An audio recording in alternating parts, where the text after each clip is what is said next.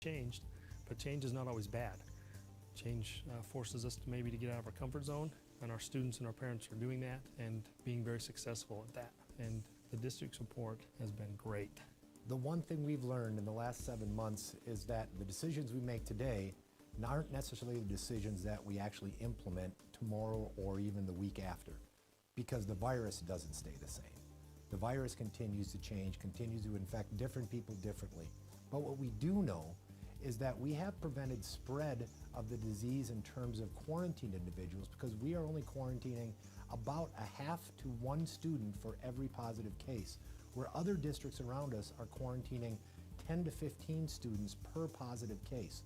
So our contact tracing clearly is keeping more kids in school by not having to quarantine, because we're getting on the job right away. And on behalf of the superintendency and on behalf of the district, we'd really like to thank our COVID aides. We have over 140 of them spread across our 90-some schools. Also thank all of our school nurses for their continued work, our administrative points of contact, continuing to keep our schools safe and our students safe.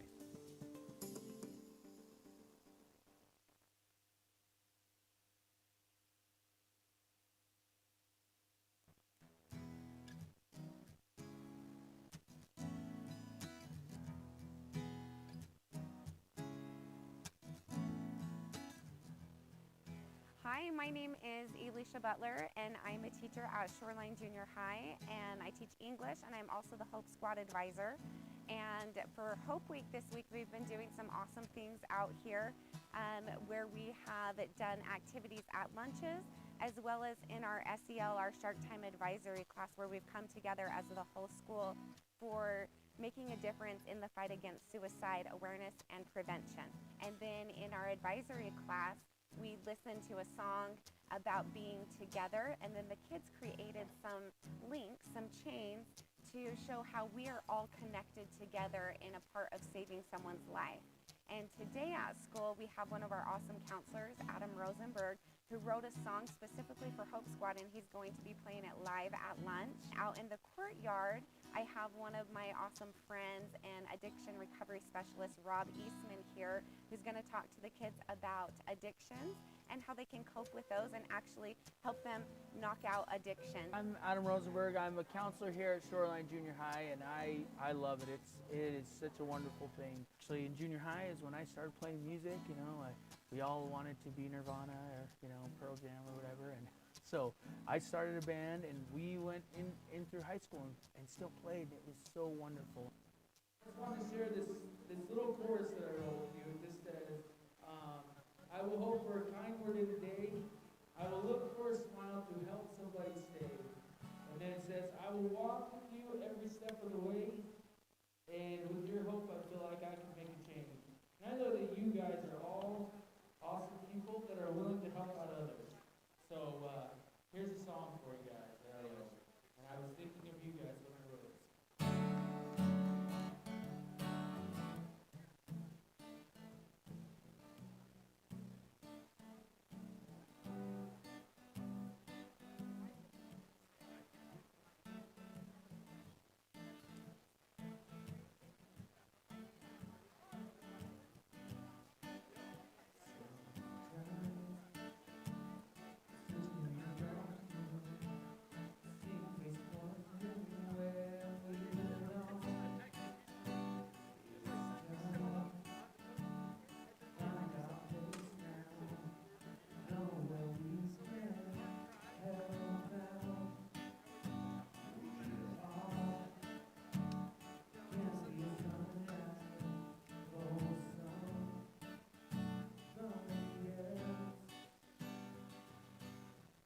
Honestly, it was one of those songs that kind of wrote itself. I wasn't like the lyrics. Really, it's just from struggles of kids that I've worked with, and from just these hard times that kids have had that I've talked to. And it was really just a pretty therapeutic song, really, because you gotta kind of, you know, maybe be a little empathetic to what those kids are feeling. So it was a lot of fun to write and then to perform it for them, and hopefully, right, give them some hope. So the first, you know, Sound check, 1, 2. stanzas are about like just telling them there's always somebody there that's going to be give you a kind word. There's always someone that's going to give you a smile. But then the last one is, with your hope, I feel like I can make a change. And so that's kind of that piece with the Hope Squad of saying, hey, you can go and talk to somebody. And there's going to always be somebody there that's an advocate for you, and there's going to be somebody with you.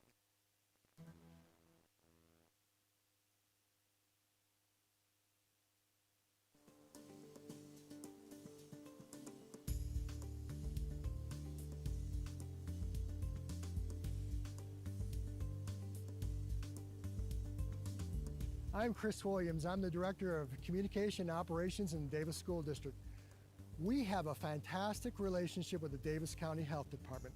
We've been meeting with them since the last week in February on a weekly basis, trying to get through the COVID situation that we're currently involved in. In one of those meetings, the Director of the Health Department said, you know, maybe there's a way that I could come up with some CARES money to help you out. So Brian Hatch came up with $700,000 in CARES money.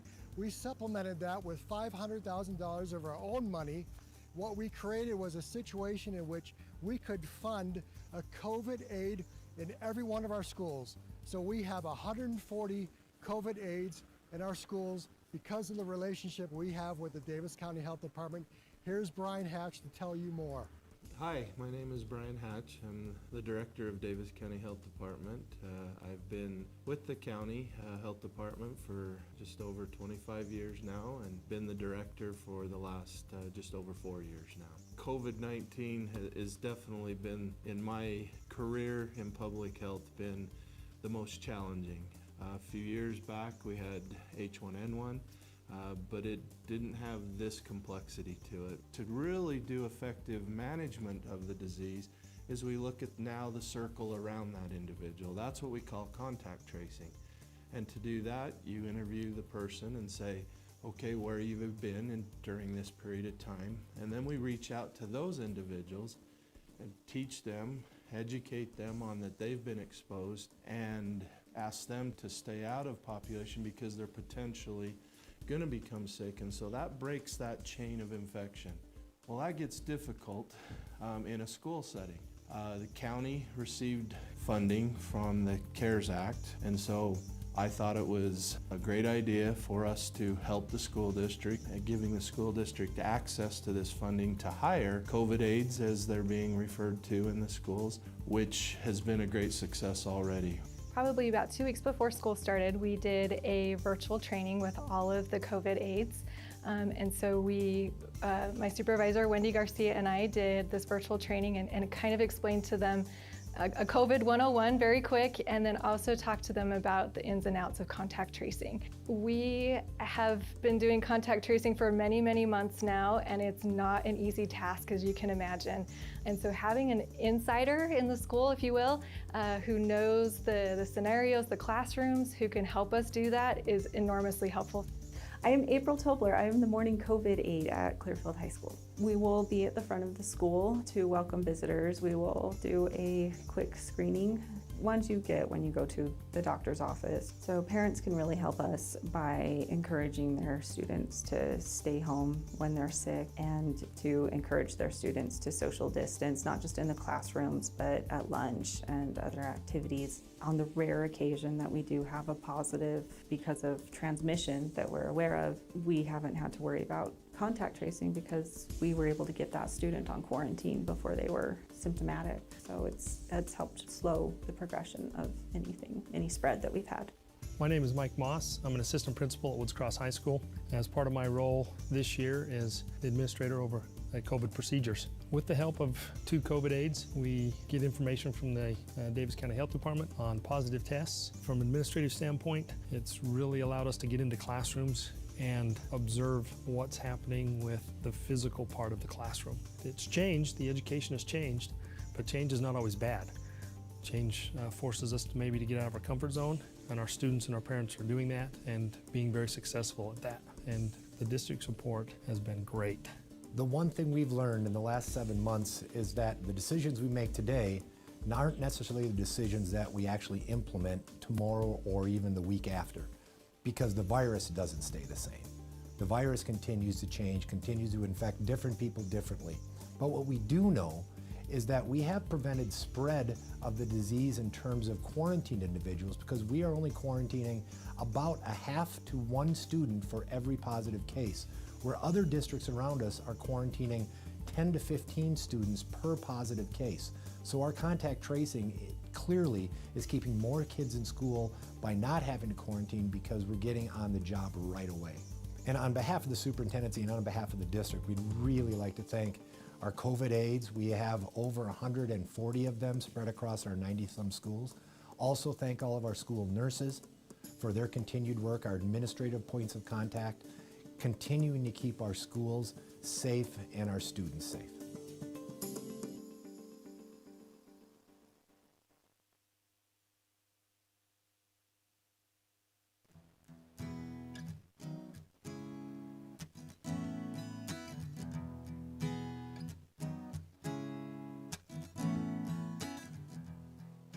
Hi, my name is Alicia Butler, and I'm a teacher at Shoreline Junior High, and I teach English, and I'm also the Hope Squad advisor. And for Hope Week this week, we've been doing some awesome things out here where we have done activities at lunches, as well as in our SEL, our Shark Time Advisory class, where we've come together as the whole school for making a difference in the fight against suicide awareness and prevention. And then in our advisory class, we listened to a song about being together, and then the kids created some links, some chains, to show how we are all connected together in a part of saving someone's life. And today at school, we have one of our awesome counselors, Adam Rosenberg, who wrote a song specifically for Hope Squad, and he's going to be playing it live at lunch. Out in the courtyard, I have one of my awesome friends and addiction recovery specialist, Rob Eastman, here, who's going to talk to the kids about addictions and how they can cope with those and actually help them knock out addiction. I'm Adam Rosenberg. I'm a counselor here at Shoreline Junior High, and I love it.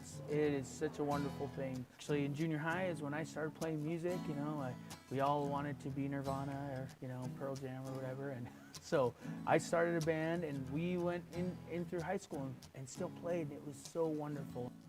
I just want to share this little chorus that I wrote with you. It just says, I will hope for a kind word in a day.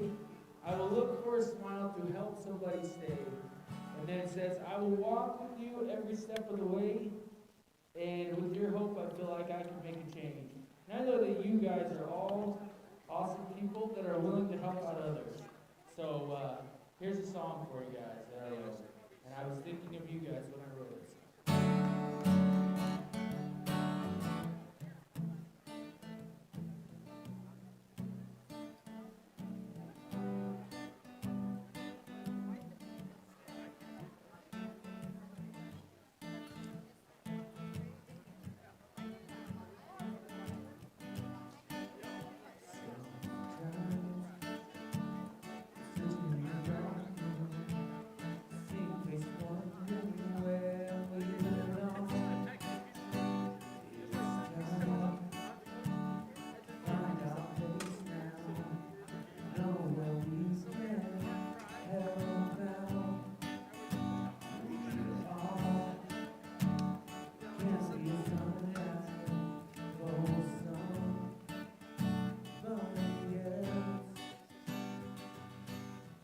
Honestly, it was one of those songs that kind of wrote itself.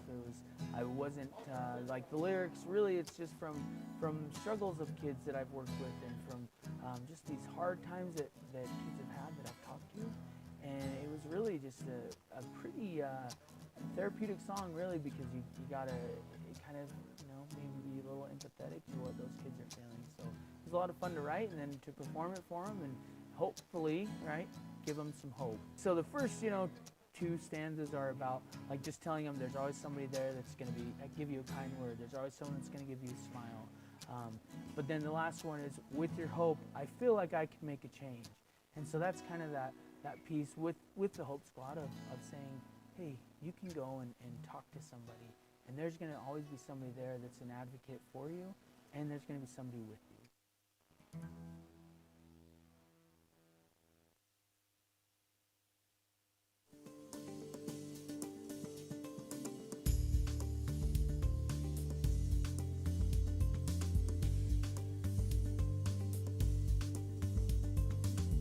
I'm Chris Williams. I'm the Director of Communication Operations in the Davis School District. We have a fantastic relationship with the Davis County Health Department. We've been meeting with them since the last week in February on a weekly basis, trying to get through the COVID situation that we're currently involved in. In one of those meetings, the Director of the Health Department said, you know, maybe there's a way that I could come up with some CARES money to help you out. So Brian Hatch came up with $700,000 in CARES money. We supplemented that with $500,000 of our own money. What we created was a situation in which we could fund a COVID aid in every one of our schools. So we have 140 COVID aides in our schools because of the relationship we have with the Davis County Health Department. Here's Brian Hatch to tell you more. Hi, my name is Brian Hatch. I'm the Director of Davis County Health Department. I've been with the County Health Department for just over 25 years now and been the Director for the last just over 4 years now. COVID-19 has definitely been, in my career in public health, been the most challenging. A few years back we had H1N1. But it didn't have this complexity to it. To really do effective management of the disease is we look at now the circle around that individual. That's what we call contact tracing. And to do that, you interview the person and say, okay, where you've been during this period of time. And then we reach out to those individuals and teach them, educate them on that they've been exposed, and ask them to stay out of population because they're potentially going to become sick, and so that breaks that chain of infection. Well, that gets difficult in a school setting. The county received funding from the CARES Act, and so I thought it was a great idea for us to help the school district, giving the school district access to this funding to hire COVID aides, as they're being referred to in the schools, which has been a great success already. Probably about 2 weeks before school started, we did a virtual training with all of the COVID aides. And so my supervisor, Wendy Garcia, and I did this virtual training and kind of explained to them a COVID 101 very quick, and then also talk to them about the ins and outs of contact tracing. We have been doing contact tracing for many, many months now, and it's not an easy task, as you can imagine. And so having an insider in the school, if you will, who knows the scenarios, the classrooms, who can help us do that is enormously helpful. I am April Tobler. I am the morning COVID aide at Clearfield High School. We will be at the front of the school to welcome visitors. We will do a quick screening ones you get when you go to the doctor's office. So parents can really help us by encouraging their students to stay home when they're sick and to encourage their students to social distance, not just in the classrooms, but at lunch and other activities. On the rare occasion that we do have a positive because of transmission that we're aware of, we haven't had to worry about contact tracing because we were able to get that student on quarantine before they were symptomatic. So it's helped slow the progression of any spread that we've had. My name is Mike Moss. I'm an assistant principal at Woods Cross High School. As part of my role this year is the administrator over COVID procedures. With the help of 2 COVID aides, we get information from the Davis County Health Department on positive tests. From an administrative standpoint, it's really allowed us to get into classrooms and observe what's happening with the physical part of the classroom. It's changed, the education has changed, but change is not always bad. Change forces us to maybe to get out of our comfort zone, and our students and our parents are doing that and being very successful at that. And the district support has been great. The one thing we've learned in the last 7 months is that the decisions we make today aren't necessarily the decisions that we actually implement tomorrow or even the week after, because the virus doesn't stay the same. The virus continues to change, continues to infect different people differently. But what we do know is that we have prevented spread of the disease in terms of quarantined individuals, because we are only quarantining about a half to 1 student for every positive case, where other districts around us are quarantining 10 to 15 students per positive case. So our contact tracing clearly is keeping more kids in school by not having to quarantine, because we're getting on the job right away. And on behalf of the superintendency and on behalf of the district, we'd really like to thank our COVID aides. We have over 140 of them spread across our 90-some schools. Also thank all of our school nurses, for their continued work, our administrative points of contact, continuing to keep our schools safe and our students safe.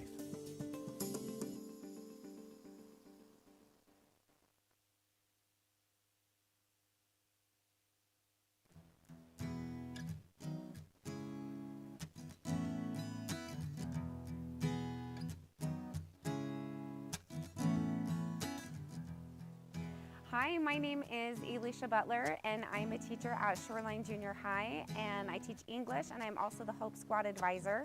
And for Hope Week this week, we've been doing some awesome things out here where we have done activities at lunches, as well as in our SEL, our Shark Time Advisory class, where we've come together as the whole school for making a difference in the fight against suicide awareness and prevention. And then in our advisory class, we listened to a song about being together, and then the kids created some links, some chains, to show how we are all connected together in a part of saving someone's life.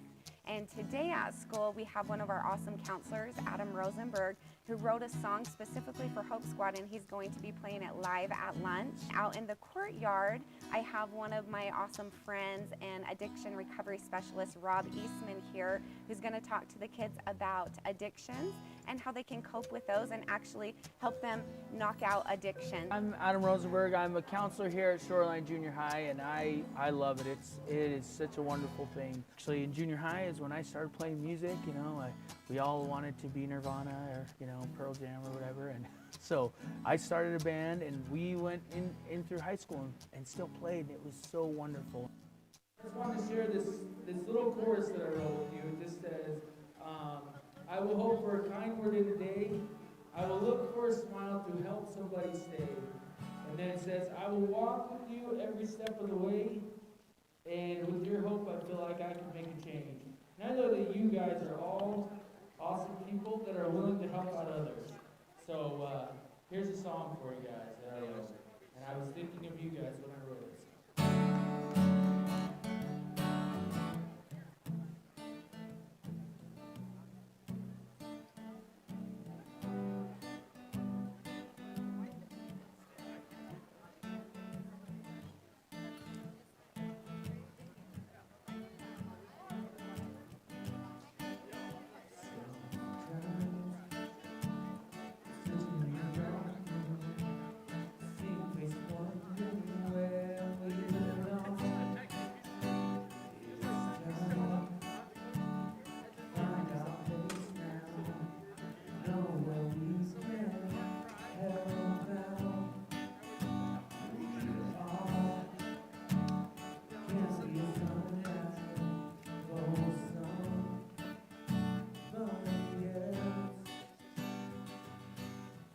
Honestly, it was one of those songs that kind of wrote itself.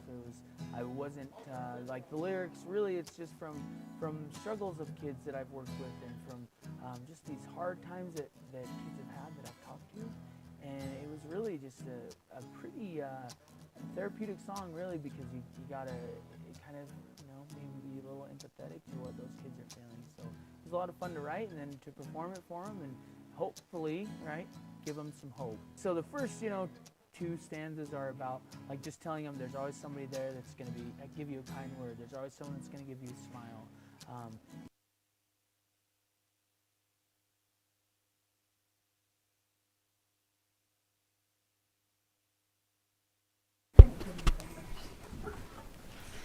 You probably cannot be cutting it on that.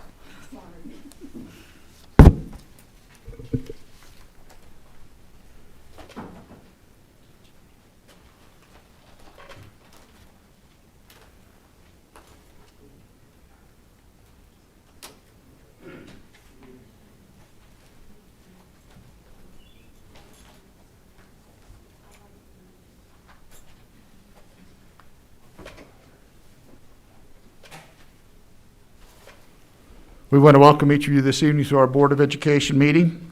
Again, we meet in circumstances that are different than we've been used to in the past, but we appreciate everybody making the adjustments that need to be made, and particularly those who have had a hand in preparing the auditorium for our meeting this evening.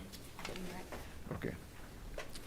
Is there anyone here that would like to make a public comment that has not yet signed up on one of our sheets? If you have not yet signed up, Ms. Neff is right here. Walking across, she's got a sheet that you can put your name on. We have one more spot there, Ms. Neff. This evening, as we begin, we are again in line with making changes to what we've done in the past. We have asked our choir at Mill Creek Junior High, the Mill Creek Junior High Mustang Choir, to perform, and this has been done for us so that it can be presented virtually to us. And we're going to invite Miss Tracy Robbins to come in if she would, and she's going to introduce what's going to take place for us.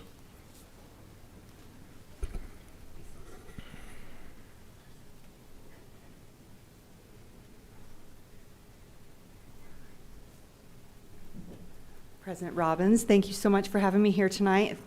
Hello, board members. It is always fun when I get to come for something like this. We have a pleasure, it's my pleasure, to introduce a new fine arts supervisor for Davis School District who has been very active in all of our schools this year, trying to connect with teachers. And this one particular teacher that's here to present for you tonight, her students and the things that they've been doing in the arts, is Krista Bear. But before I bring Krista up, I'd like to introduce you to our new fine arts supervisor, Shanda Stanger. And then, if Krista will come on up. Krista, I'm going to turn the time over to you because these are your children that you've been doing fabulous things for. Okay. Wonderful. Hello, I am Krista Bear. I'm the choir teacher at Mill Creek Junior High, and you're going to be hearing from my Mustang Choir last year. This is our 9th grade group, and they will be singing a song called How Can I Keep From Singing? This is an arrangement I wrote for my students when we found out we would not be able to sing a final concert or say goodbye to each other at the end of the year last year. And these amazing students learned the music completely on their own at home. They recorded themselves performing it individually and uploaded their videos. And then I was able to edit those videos together and create a virtual choir, which is what you're going to watch tonight. So I hope you enjoy Mill Creek Junior High Mustang Choir. How Can I Keep From Singing? Thank you.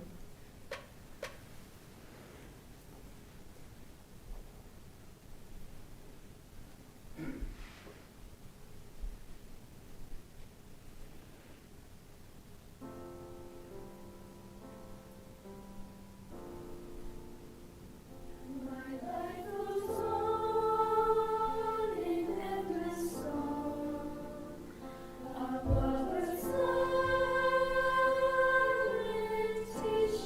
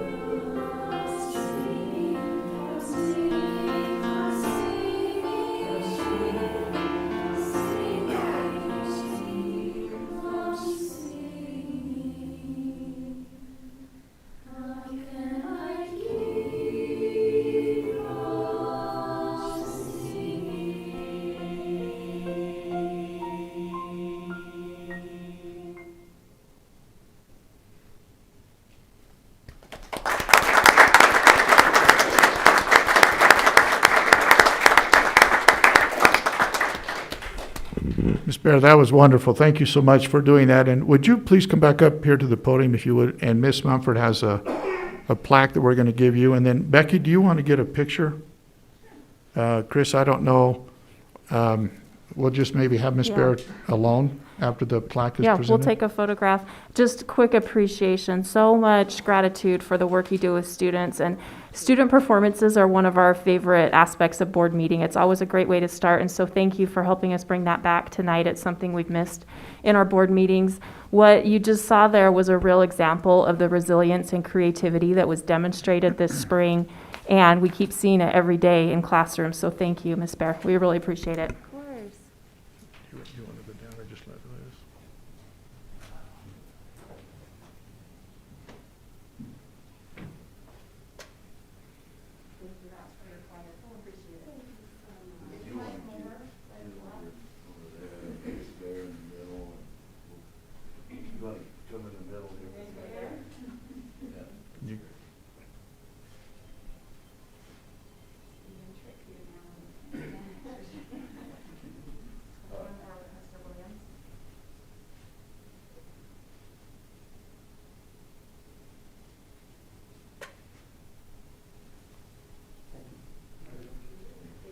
Thank you again, Ms. Bear.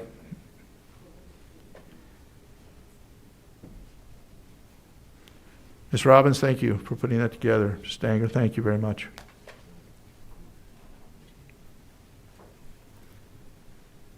At this point, we've asked our student board member, Matthew Cohen from Layton High, if he would stand with the rest of us and lead us in the Pledge of Allegiance.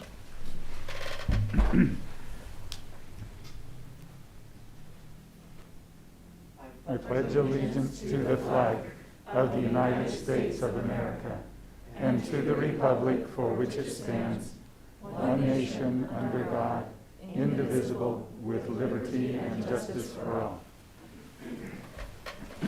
Thank you, Matt. We're going to move to next portion of our board agenda, which is our board recognition. I'd like to turn the time over to Mr. Craig Carter and Mr. Rick Astle.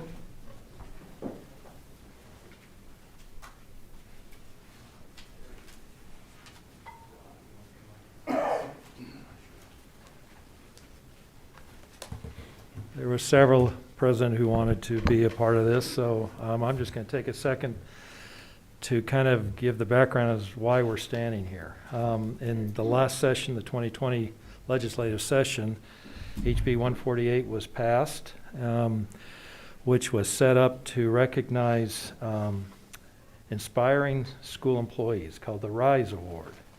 And it's directed toward the many classified professionals that we have throughout the state that serve children each and every day, and oftentimes are forgotten the great work that they do to make sure that what happens in the classroom is at the highest level possible.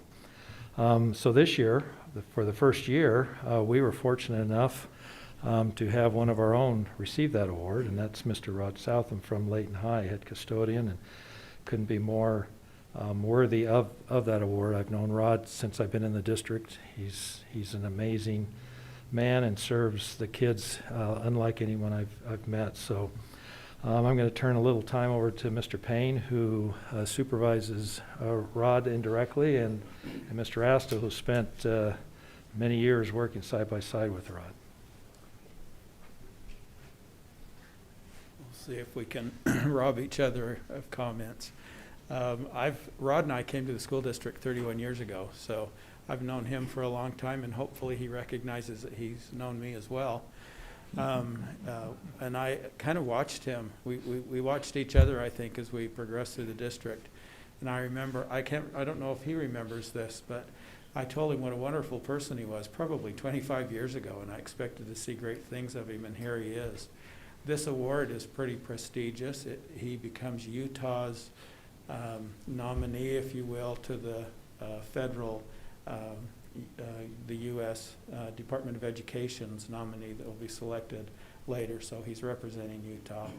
And I had some other comments, but you can probably fill in on those. President Robinson, Vice President Munford, members of the board. It's a pleasure for me to be able to stand here today and to recognize Rod Southam. I've worked very closely with Rod for the last 11 years at Layton High School, and a couple things really impressed me about Rod was his professionalism and his understanding of the value of his job in the education of our students. You know, last week after he received this award, a member of the media came to him to get some comments from Rod and talked about his responsibilities as a facilitating coordinator. And I was impressed with his answers. And I want to share with you just 3 of the statements that Rod made that day. He said the first thing he said was this: I just want to be the first in line to protect kids. And then he went on to say, I have 2 goals for my employees. He said, I want every member of my crew to know and to understand their responsibilities and to value their job. Then the third statement he made, he said, I just want to be amongst the best. He said, I want to make sure that every custodian in the district becomes their best. And to me, this statement sets Rod apart from others. It takes Rod from good to great. You know, Rod's skills and his ability to train and prepare leaders is phenomenal. In fact, Rod has trained 17 of our current head custodians and assistant custodians in our district. And Rod's just an outstanding recipient of this RISE Award and a great representative of the Davis School District. Congratulations, Rod.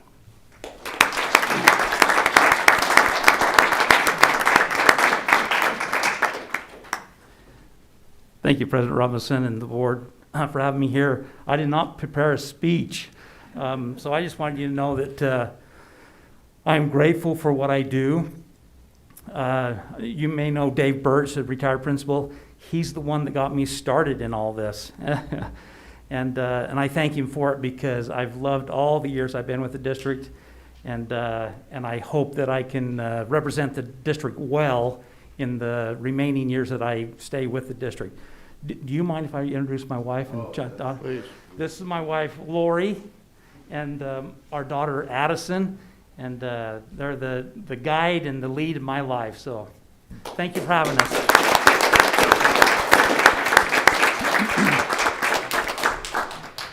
Let's have Ms. Southam and Addison come on up here and we'll take a picture. Becky and Chris.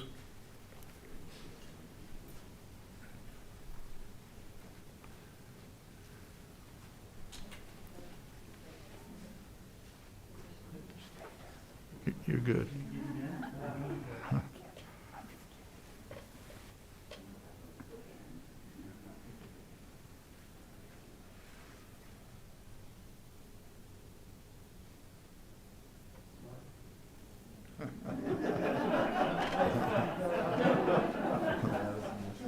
Thank you for being with us tonight. Yeah.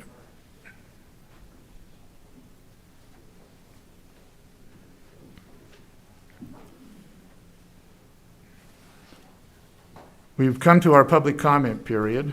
So if I could, let me read what we ask our patrons when they make a comment. If you would, please follow these guidelines. The public comment period shall not exceed 18 minutes, with individual presentations limited to 3 minutes. Kayleen, are you timing? So Kayleen over here in the corner on the table there, you'll hear her phone ring when you've got your 3 minutes, and we would ask you at that point in time to finish your comments, if you would, please. This period is reserved for speakers who reside within Davis School District unless otherwise noted by the presiding board member. We'd like you to provide your name, if you would, and the topic you wish to address. This period is not to be used to air complaints concerning bidding, contracts, employment, or personnel issues, or to criticize or defame district employees or board members, or to make complaints for which other avenues for appeal exist. Persons speaking shall direct comments to the presiding board member and may direct questions or comments to the superintendent or other board members only upon approval of the presiding board member.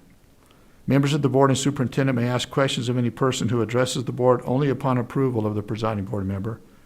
And finally, the board is unable by law to deliberate or take action on items raised during the public comment period. That is not otherwise on the board agenda. So with that in mind, I would invite, I hope I say this correctly, Genevera Prothro? Ginevra, I'm sorry.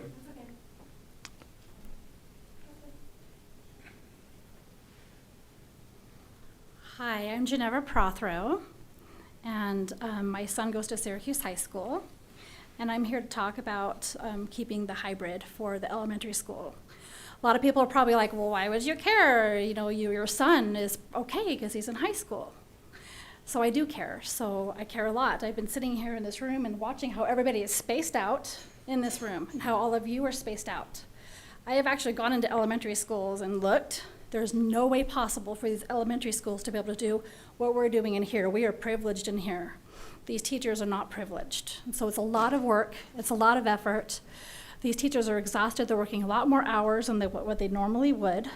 And I'm asking for it to also be with the elementary. I think that this is the right thing to do, and I understand that you had a lot of pressure. And I understand that I would not want to be in your position, and I want to thank you so much for, volunteering your time and volunteering. I know that this is a position that you ran for and you're volunteering for, but I also think that that letter that was sent out as a parent, I am very disappointed because it did say through winter recess. I can't get over that. I do care about the community, and I care about the teachers very much. I love them very much. There needs to be some communication between the school district and the principals and the teachers of how to get that PPE equipment. There is a lack of communication. And I really do expect that that should be, something that should be addressed. And there should be maybe some ways for the teachers and the parents to know how they can get a hold of that PPE things that are supposed to be available in those warehouses. So that's a concern. I also do want to talk about the custodians. And so a lot of the custodians, my son used to be one at Syracuse High School. He quit. I'm so thankful he quit and he got a better job. So, but the custodians, they are amazing. These people are the most loving people I have ever met. I've had them over to my house to watch Game of Thrones, some of these teenagers. They are awesome. And he worked for 3 years. A lot of these people who are working and cleaning up after school, they are teenagers. They are kids themselves, and they're cleaning up hazardous material. To me, COVID is hazardous. We don't know enough. These elementary children are also oftentimes asymptomatic.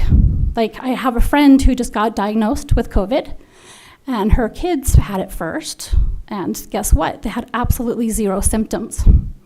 That's something we need to all be thinking about as a community members. So I ask that, my son, I feel like he's very privileged, but I ask that you reconsider for the elementary school teachers. And I think that elementary school teachers are amazing, and I think that they should get hazard pay. So I just wanted to leave that with you, and that's all I really have to say. It's coming from my heart.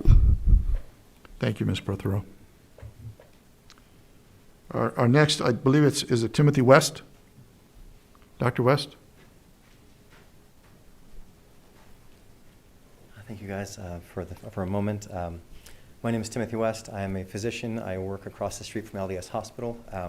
I also come from a very large family filled with public school teachers. I am the only one that isn't a public school teacher. Actually, they're all scattered across the West in Oregon, California, Washington, and even in Georgia. I don't have any loved ones that teach in Utah. But this is a big public health issue for students and teachers, and mostly for teachers because they're the ones at the higher risk. I'm here to speak today in support of the continuation of the hybrid system that was put in place initially. I have to say I was exceptionally proud and bragged about Davis County decision all over the internet with all of my friends and family because I thought it was the right thing to do, and I still think it's the right thing to do. It strikes a good balance between educational needs of the kids, but also with risk mitigation. I think that the dashboard that you guys have done and put up for the Davis County School District is fantastic. And what's also even more beautiful about that is that we've reached a metric that you're trying to get to, which is no schools with 15 cases in 14 days. And that's outstanding. That's what we're hoping for. Not only from a medical point of view, but also just for the safety of all of our, the kids that we take care of and the teachers. So my plea is if it isn't broken, please don't fix it, because all the other school districts around the state are actually having more problems because they are having increased cases and they're trying to move towards this. In many of the states where my family members teach, they did something like this or full online, and they've all been safe. My one sister who lives in Georgia was told she had to take her job in class or lose her job. She went, got it, her entire athletic department got it, and the football coach's wife died. So it is true that none of the kids died. Nobody got even hospitalized. The kids were fine. The athletic director was also put into the hospital for a week, and he's in critical condition. The issue with this is that it doesn't seem to be, it seems like we've met some sort of a metric, and we think that we've met some sort of a goal, but you have to understand we haven't done anything, right? And we haven't really stopped the pandemic in any way. It's still absolutely going on. And while it might not be burning in our backyard, you don't have to look too far to see the smoke. It's very real. The last 3 patients I saw today, one lost a child at 9 months when she got COVID when she was pregnant. Baby didn't live. She made it through okay. Another one was a patient who lost her mother due to COVID-19. Didn't need to die, was down in Arizona. She flew to Arizona. It delayed her medical treatment because we had to make sure she was quarantined for 3 weeks. So these are very real things. My medical assistant lost both grandparents. I got a phone call 2 days ago from a really, really good friend of mine whose grandfather had a pacemaker and then died after COVID. His entire lungs were completely opacified. He couldn't survive. He couldn't breathe. That's a very real thing. And it is true that it probably won't kill any kids. That is true. But what about the teachers, right? And what about the parents? And what about the grandparents? This is a very real problem. And just from a healthcare professional point of view, you just need to understand that we cannot put out fires if we keep lighting new ones all over the place. We just can't do it. What you guys have done is working. Let's keep doing it. It is true that vaccines are coming, and they will come soon, but they are not right around the corner. This is not going to be an October surprise or November. Dr. West, that's your 3 minutes, if you will, Perfect. please. So absolutely. So just please, I would, if it's possible, continue with the hybrid system. Thank you so much. Jessica Margano Martinez.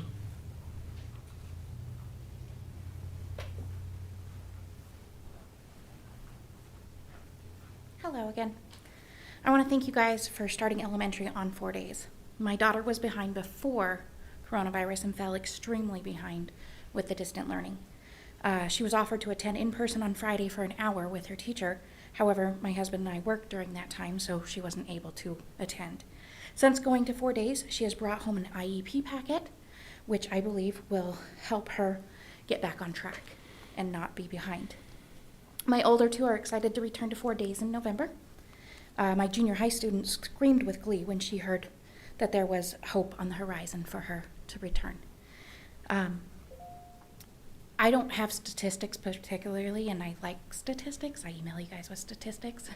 But I've seen an increase in suicide awareness billboards along the highways, and that leads me to believe that there is an increase in that. And I want to thank you guys for offering the seminars that you guys offer to the parents in regards to the suicide preventions that I've seen that you guys have offered. And I want to ask you to please continue down the path of choices for parents on how to properly educate their children and our future doctors, nurses, board members, teachers, congressmen, lawyers, and everything else that keeps our world turning. Thank you. Thank you, Ms. Margano Martinez. Thank you. Corinne Johnson.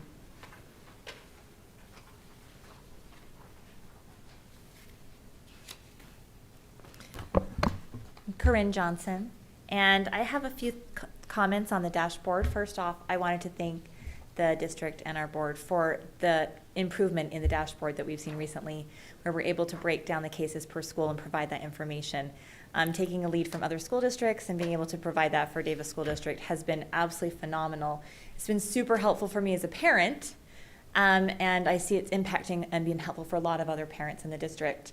One of the questions I had is when the original dashboard was introduced, Assistant Superintendent Zerbakken mentioned that the students and teachers were grouped together on the dashboard and that he would explain why. And unfortunately, we never got back to that explanation. And it is something that I'm wondering on is why do we have them grouped together and we're not seeing them separated, so we can have a better idea in our schools if the spread is coming student to student and we're having that type of a spread, or if we're seeing the spread more between our teachers and our staff. Teachers are at schools on Fridays without students, and there's some concerns and questions about how the spread is moving through the schools and affecting these different groups. And it would be really great to be able to see that divided out in the dashboard as well. But we have been asking and asking for data, for metrics, for information, and it is just phenomenal that this is being provided to parents and teachers and students in the Davis School District. So thank you so much. Thank you, Ms. Johnson. Ryan Brown?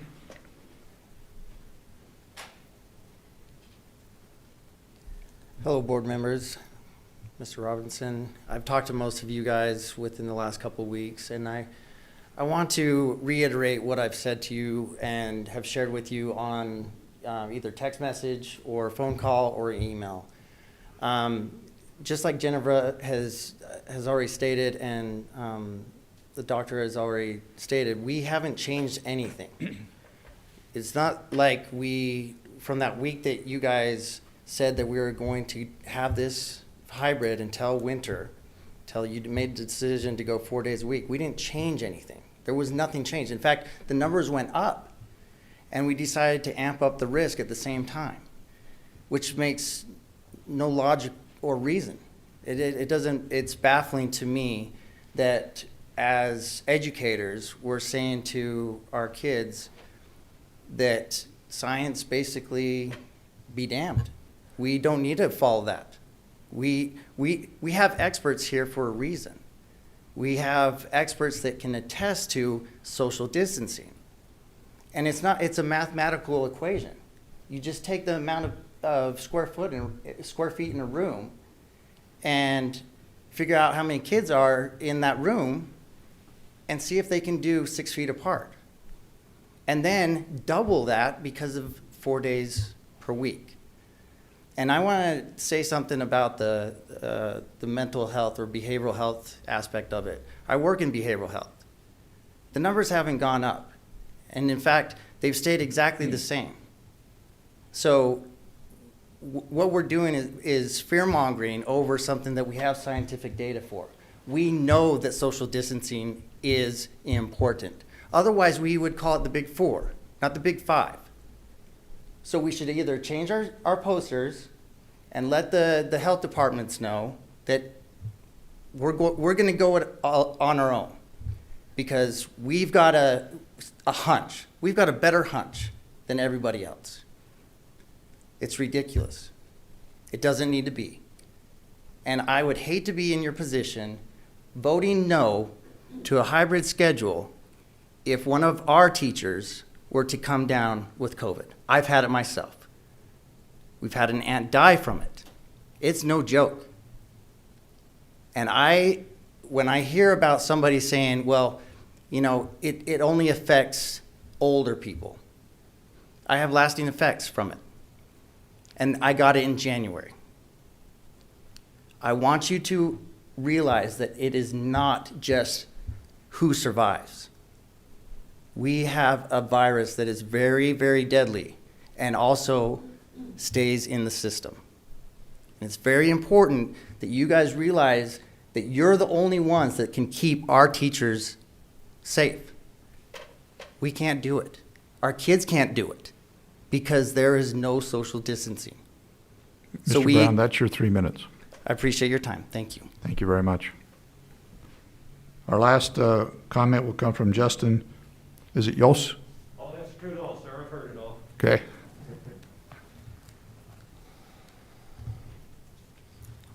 Hello, everybody. Justin Yaus, parent of an elementary school student. First, I want to thank you guys for the dialogue that I've had with most of y'all. I've appreciated the responses I've got, especially you, Ms. Stevenson. Your words yesterday were not lost on me. We do need more reasoning and respect throughout this conversation. Mr. Robinson, you hit the nail on the head. Times have changed. How we do things now is different. It's already been touched on, but we're not sitting next to each other in here. You guys are not sitting next to each other. Our children are. Our children are not less important than we are. Our children are going to be running things when we're gone. There's no reason why they shouldn't have the same accommodations that we have, that you have. I would invite you guys to visit the elementary schools. Spend a day there in the classroom with the kids, with the teachers. If you legitimately think it's safe, there shouldn't be a problem with that. It's been touched on that the pandemic's still happening.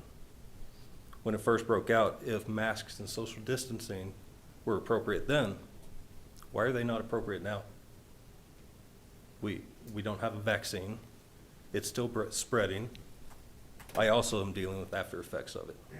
I'm 39 years old and I'm having to take blood pressure medication. I used to go to the gym 6 days a week before I got sick. I do appreciate you guys coming up with clear benchmarks. I really do. However, you add the word flexibility in there. That concerns me. In my mind, that leaves room for interpretation on there. And I feel like we need to be more proactive rather than reactive. Okay? We cannot leave any area open for interpretation. There needs to be clear-cut guidelines across the board, and that pun isn't intended. You guys need to make a decision. Stick with it, please. It's not just the children, like Ryan said. It affects us too, and out in the community, it could affect one of y'all. So I'm asking you to please take into consideration that these numbers that you're about to be shown by the doctor don't just affect the schools, don't just affect our students, don't just affect the teachers. They affect everybody at Walmart that may come in contact with our children or come in contact with people who come in contact with our children. The answer isn't encouraging teachers not to go to work one day. The answer isn't us arguing with you guys or us arguing with the people that want 4-day school weeks. The answer is us putting our students and our teachers first. And I hope that we can all come together in some form or fashion in their best interest. Thank you. Thank you, Mr. Yaus. Please. Is there any time? We appreciate those that have made a comment this evening, and we're going to move into our information and business items. You're welcome to stay. Anybody's welcome to stay the entire night with us, but if you need to leave, we always let our public know that you're not going to hurt our feelings if you need to leave at any point in time. So thank you again for being here. We are going to move to our information items, and we have Ms. Stevenson. Would you like to take a minute on the foundation, please? Yes. A foundation had their monthly meeting a week ago, Friday, and just wanted to report on a few items there. Many of you were a part of their 4 Kids Golf. We thank Hogan Construction for being the title sponsoring the event there. We had other sponsors, incredible partners of the foundation. This event raised more than $80,000 for our classrooms and for our teachers. It was a great day for FORE, our kids. Also, we'd like to thank Young Automotive Groups. They, Oliver Young and his team at Young Automotive helped with provided Stuff the Bus. And many of you might have seen the bus with the hamster on it come to the schools. Instead of them coming to Young Automotive, they went to the schools this year. So the Kia hamster greeted our students at several of our schools. They gave out prizes, frisbees, balls, sunglasses, a variety of things to the students. And also Young Kia donated $7,500 to enhance our classrooms. This week, I wanted to call to our attention, and for all those out listening, is the Young GMC sponsoring our Family Literacy Night. It kicked off yesterday, and it will go through Saturday of this week. 8 authors have been invited to read passages from their books, and I had the pleasure of watching several of those today. So you just go on the Davis website and under the library, and you go to Davis Reads. And so fun to sit with your kids while the actual author of that book reads it to your family. Great event. Also, Young GMC donated another $10,000 to enhance our classrooms along with this project. The last thing I wanted to just share was in partnership with Davis County and their school district and the Davis Foundation, they have offered COVID-19 child care assistance for Davis School District employees and parents from specific cities. Those that joined in with us were Syracuse, North Salt Lake, West Bountiful, and Clinton. Other cities have shown a desire to jump on board. Those that qualify are households of all parents with adults that are working or attending school or training during school hours 8:30 to 3:30, and have students that are registered in pre-K through elementary schools in Davis School District. It also includes Davis Connect. Also, any households with secondary special education students have intellectual disabilities that make supervision necessary, also can apply for that child care money. It's $200 per qualifying child to offset the cost of child care during hybrid or during our 4-day current schedule. So it's a great program, and we certainly thank our sponsors and partners in the foundation for all that they do, and for our people here that work here in our building on foundation. You know, it's tough times right now, but I'm telling you, of all of our departments, that foundation just moves forward and does whatever we need to meet the needs of our kids. And I can't express my thanks enough for that group of people and all the patrons. Thank you. Thank you, Ms. Stevenson. Mr. Eckersley. The Strategic Plan Committee met last week. On that committee was myself, Julie Tanner, Bridget Gerard.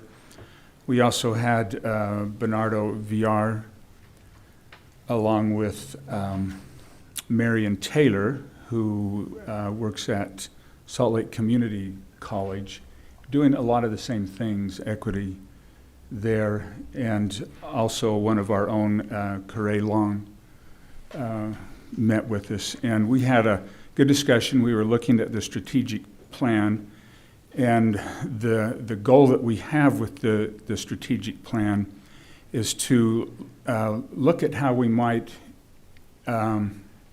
make sure that we include the idea of equity on our strategic plan. We thought we had put it on there. We thought it was included in that circle that went around the middle, culture.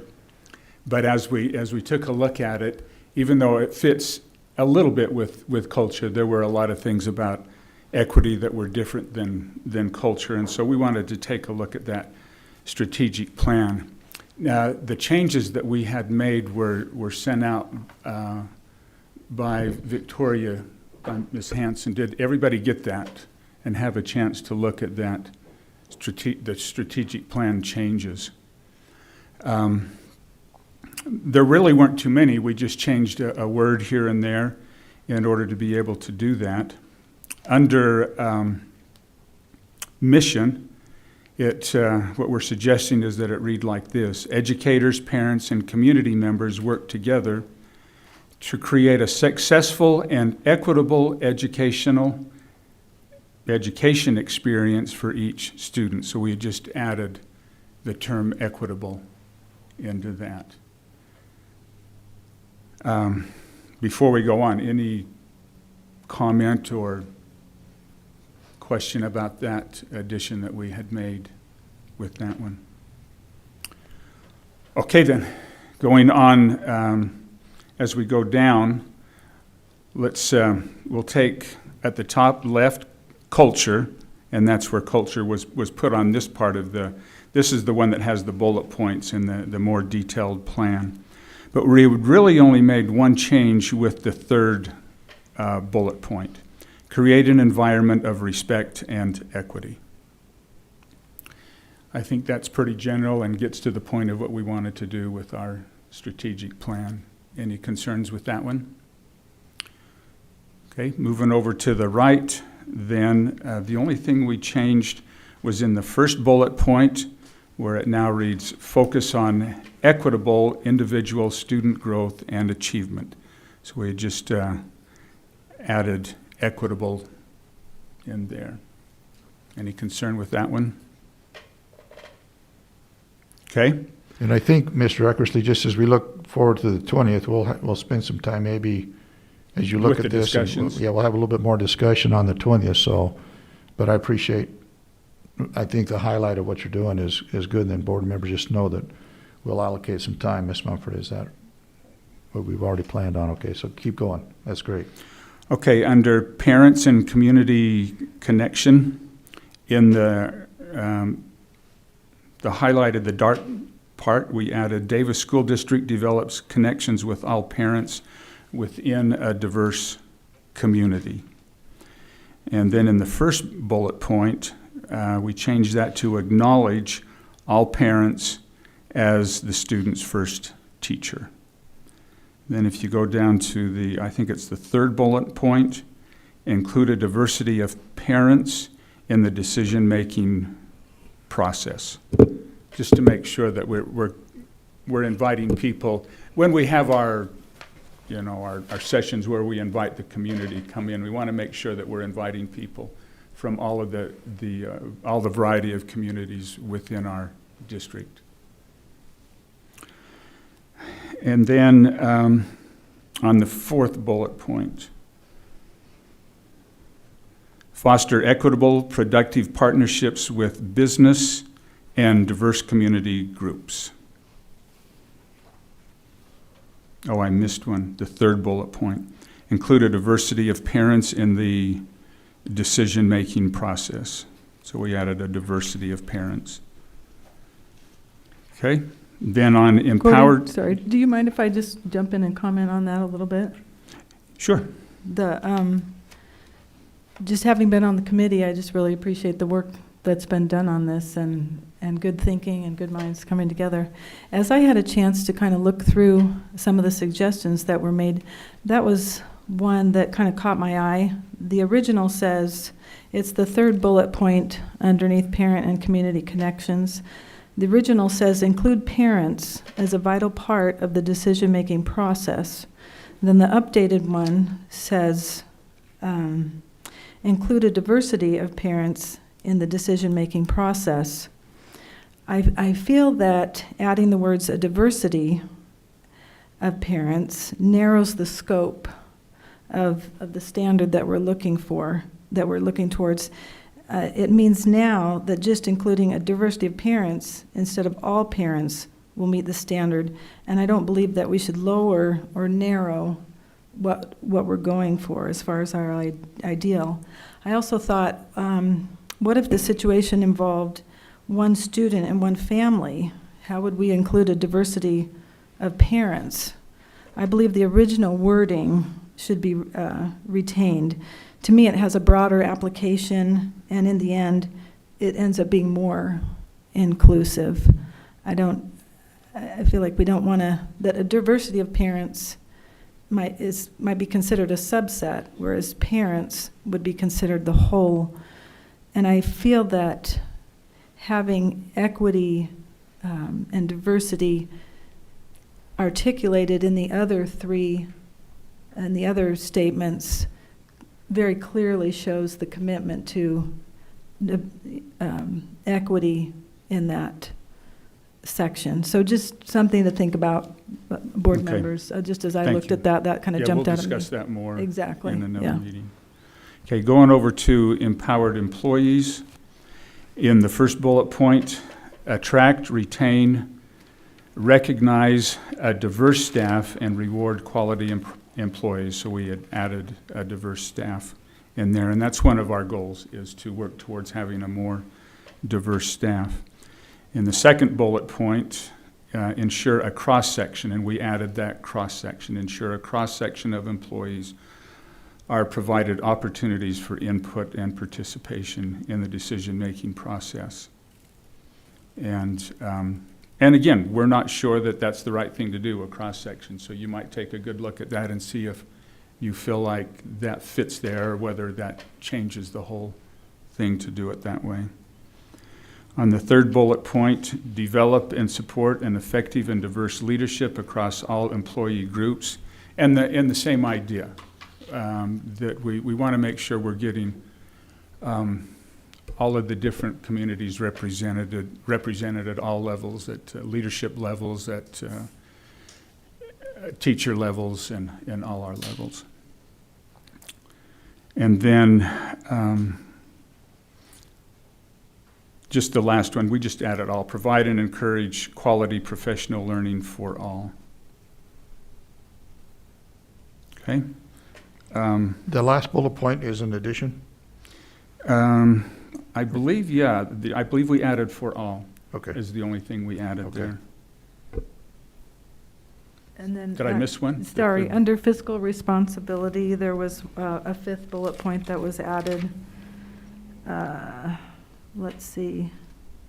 Resources are allocated to meet equitable outcomes. I think, does that sound right? Yeah, that whole bullet point was added on Okay. fiscal responsibility. Resources are allocated to meet equitable outcomes. Yep. And that's when, once again, you know, you need to take a good look at that for when we meet and see if that is what we want to say and what we want to do. And then on the safety and security, the very first bullet point was added. Encourage an inclusive and supportive environment for all, including diverse communities.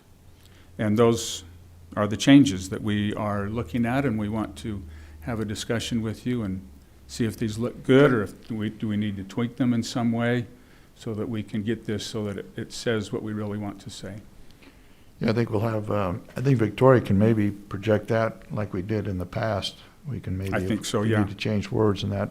We'll work with her on that so that that's ready to go. Okay. On the 20th. Thank you very much.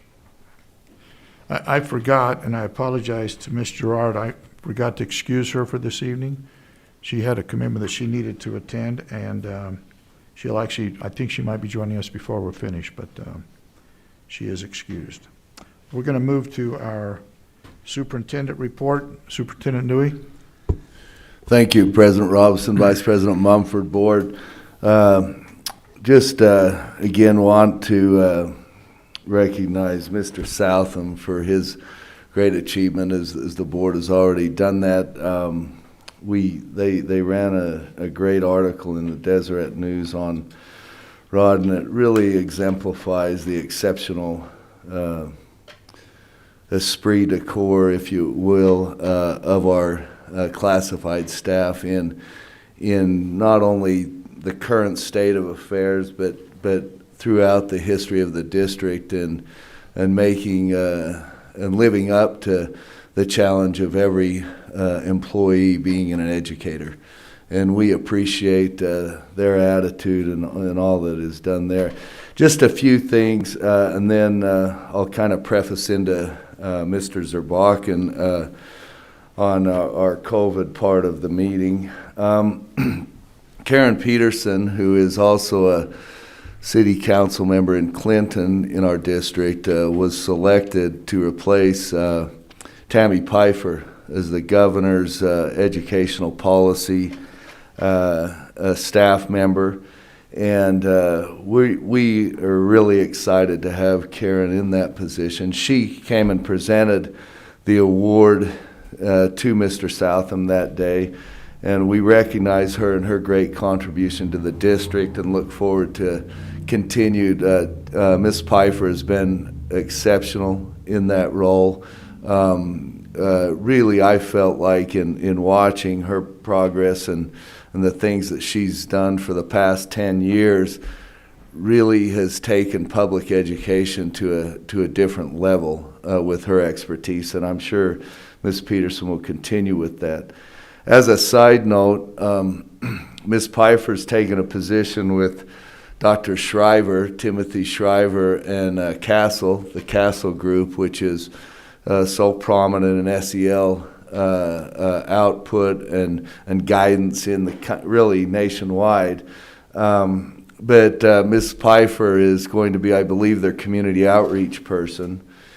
And in doing so, Ms. Deborah Sheffield, who's one of our elementary teachers at South Weber, who we saw on our board visit last year, doing such great things with SEL, she was awarded the Sanford Teacher Award. And only one per state is given. And we also saw Miss Nicole Deaton out at Shoreline at a board visit when we went there. Those two are going to work in conjunction with Mrs. Pfeiffer and Dr. Shriver right out of the gate, doing some really innovative things with the Castle Group. So that'll be something to look forward to. Great honor for Miss Sheffield. Also, Miss Tara Stickney at Viewmont High School was named the school district's custodian of the year. Davis High AP psychology teacher, Miss Kristen Whitlock, was awarded a presidential citation from the American Psychology Association. And only 2 educators in the nation receive the award per year. Great honor. I know, President, I saw your correspondence with her. Also, Sunset Elementary teacher, Miss Kendra Dominguez, was recognized by the Blue Star Families of Utah for her service as a teacher and to our country as a former military member. Just a few things to note, board. Also, I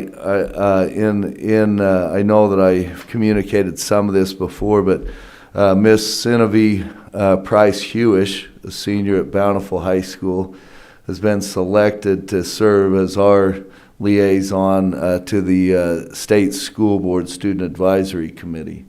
I've worked with Sinevi's mother on a couple boards and very involved, and will be a great addition, a great representative of the school district. So that you know that. Also, just another individual honor, Macy Richards, a senior at Woods Cross High, won the 5A state singles tennis championship. And then I included Layton High girls cross country, Davis High boys cross country, Layton High girls tennis, Davis High girls soccer, Davis High boys golf, all won region championships in those respective areas. So great opportunity for our students in terms of some of that co-curricular activity. Now moving to COVID, I'm going to ask Mr. Zerbakken to come up, and he will present, I think, is that correct, President, on the? Yes. So as he's coming up, we want to express to the board again, our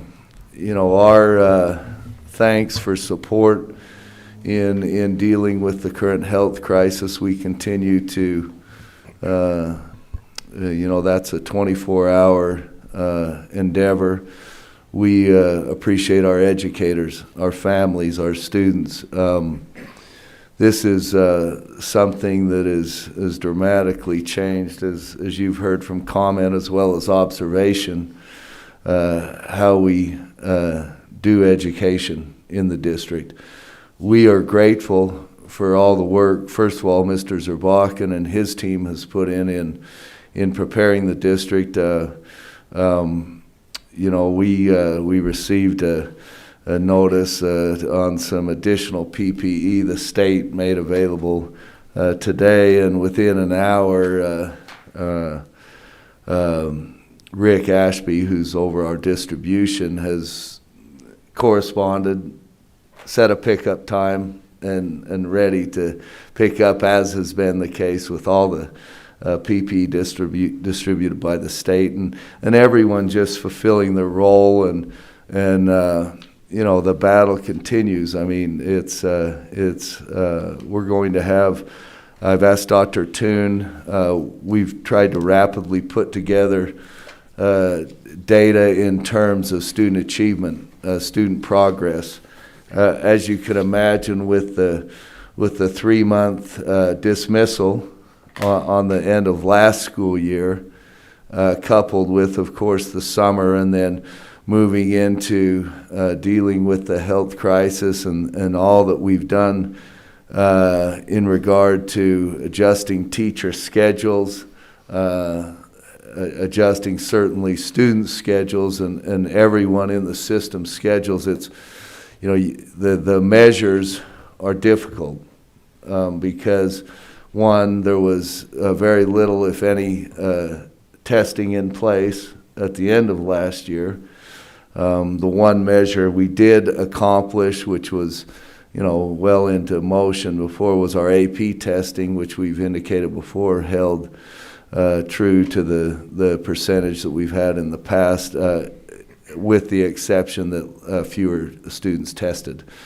But that's a certainly an achievement point or certainly a data point, but not significant in terms of across the district. Dr. Toon has some data points that we're working on that we intend to bring to the workshop, I believe, Dr. Toon, that will give us a little bit more accurate picture in terms of the academic markers that will show where, at least give us an idea of where our students and where we're at in terms of the academics. So with that, Mr. Zerbakken, go ahead. Thank you, Superintendent. President Robinson, Vice President Mumford, board members, it's a pleasure again to present to you. Today's topic has to do with school closures in the event of school outbreaks. What I want to be able to review with you is what guidance we have from USBE, specifically what that guidance means, and then speak to you about how we would like to administer that guidance. So that in a nutshell is what I'd like to provide for you. The guidance that I'm going to show you comes from Utah State Board of Education and their COVID-19 school manual that's published on both USBE's website as well as is linkable on our website on our homepage. And the relevant pages are at the very end, 93 through 96. That's when the manual actually gets to speak about what defines a classroom closure, what defines a school closure, and what is required of schools when you get to those benchmarks.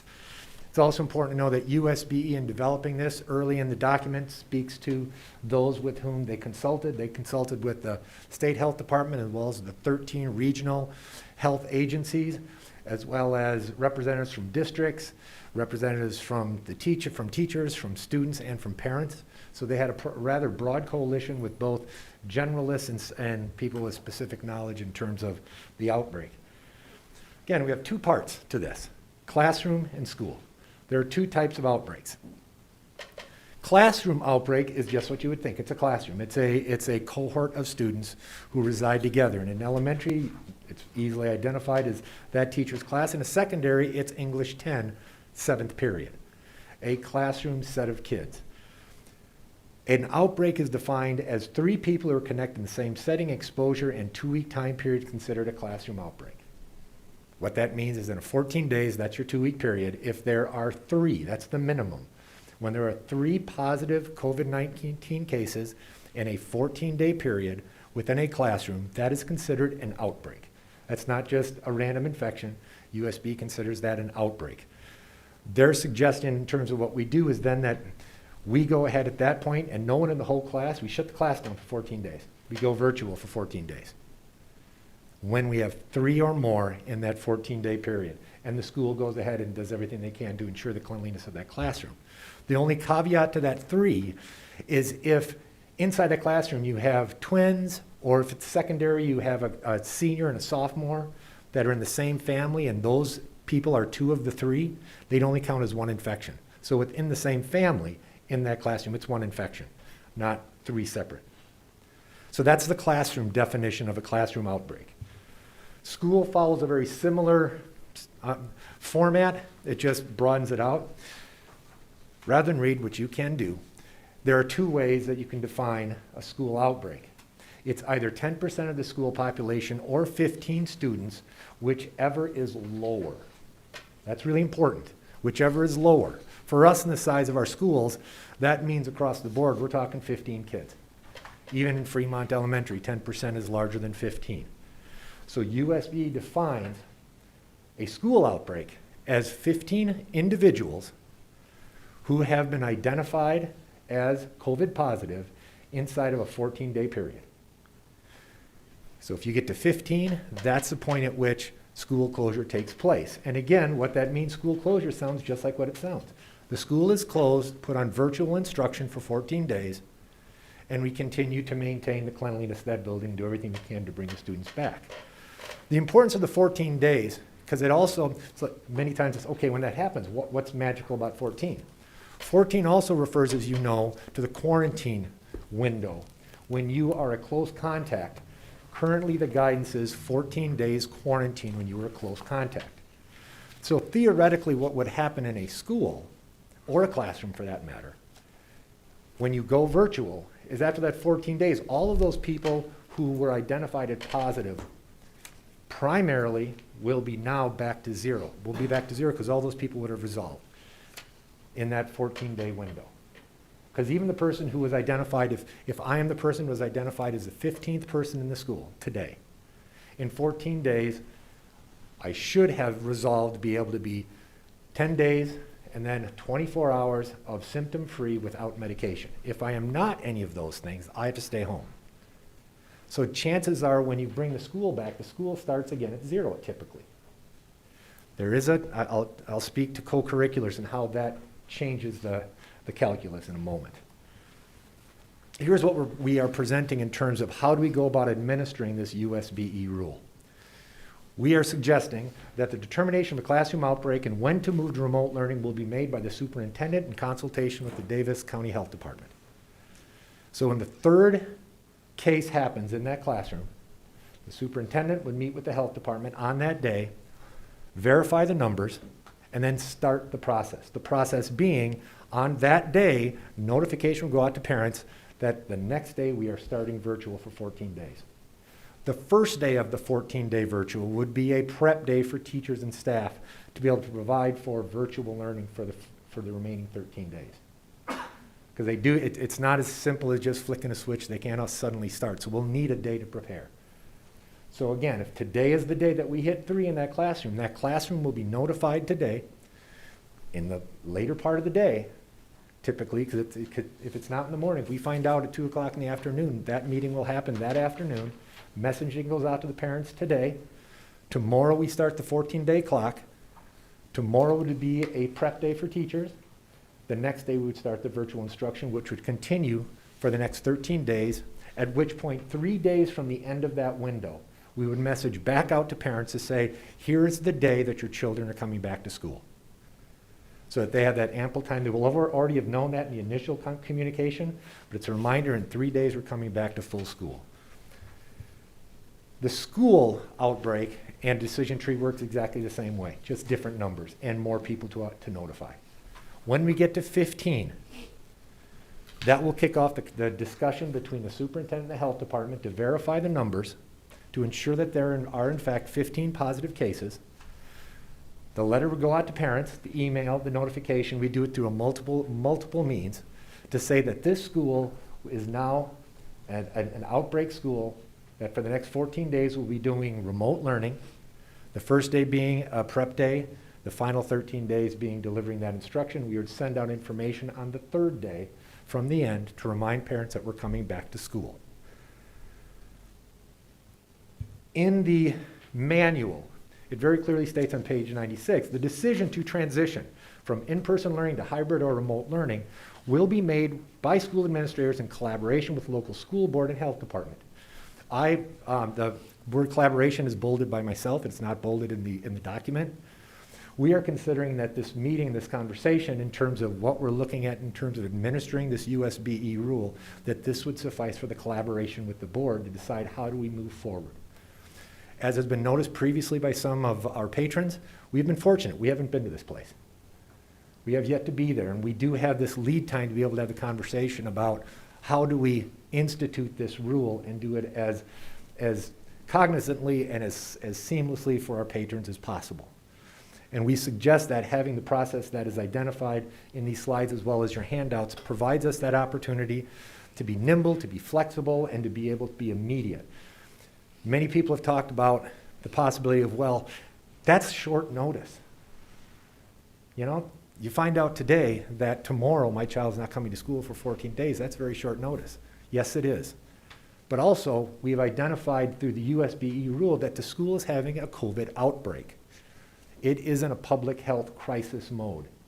And waiting doesn't serve that public health crisis according to USBE and the guidelines they provided for us. At this point, I open the superintendency to questions from the board. Ms. Phipps. Dr. Zerbakov, I wanted to know if Ms. Phipps? I hate to be something I'm not. I'm just a mister. Oh, you're a doctor to me. Your wife is a doctor. That would be the other doctor. I wanted to know if a classroom went down with COVID, and one of the people that is down is the teacher. How does that work for their remote learning? Great question, because as you know, the teacher does count as one of the three. The teacher's a member of that school community. At that point, we'd be having a sub, and we'd be working with the sub and with teaching and learning in terms of how do we best provide that instruction. We'd have to have still remote instruction for those students, and we'd provide that. And then can I ask one more question, please? I didn't see, and I think you kind of referenced it, but you didn't come back to it. What about sports teams? Thank you, and I appreciate that. I did. Thank you for that. Let me bring you back to this slide, and thank you for that, because I glossed over the last two bullet points that are essential. When we have a school closure, when we have a classroom closure, it's a classroom. There's no impact on the school in general. The school continues to function without that classroom. But when we have a school closure, it does impact, the entire school. When we have a junior high or an elementary closure, all before and after school activities would be canceled for that 14-day period in a junior high and an elementary school. In a high school, we would continue to support those activities that are defined under the Utah State High School Activities Association, with primarily your sports, theater, choir, music. It's on their website. And those activities that are supported by the Utah State High School Association. We would continue to support those programs during the 14-day remote. So if there are, in fact, ball games that are being played, if there are solo ensemble activities that have to take place, those would continue to take place on an after-school and before-school basis. Follow-up, but if the infection is a teen.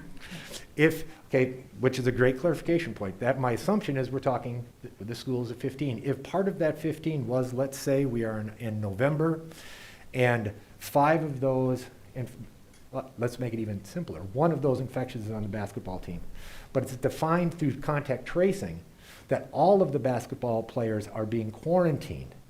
Then that basketball team would be quarantined for those 14 days. That, though, is a separate highway from school closure. They are not being, the basketball team's not being stopped from participating because we have school closure. They would be stopped from participating for the 14 days because of the active case and contact tracing. Ms. Phipps, if you, to reference that procedure, you can reference what's been done with Layton, Viewmont, some of those teams that have already missed games and been on quarantine.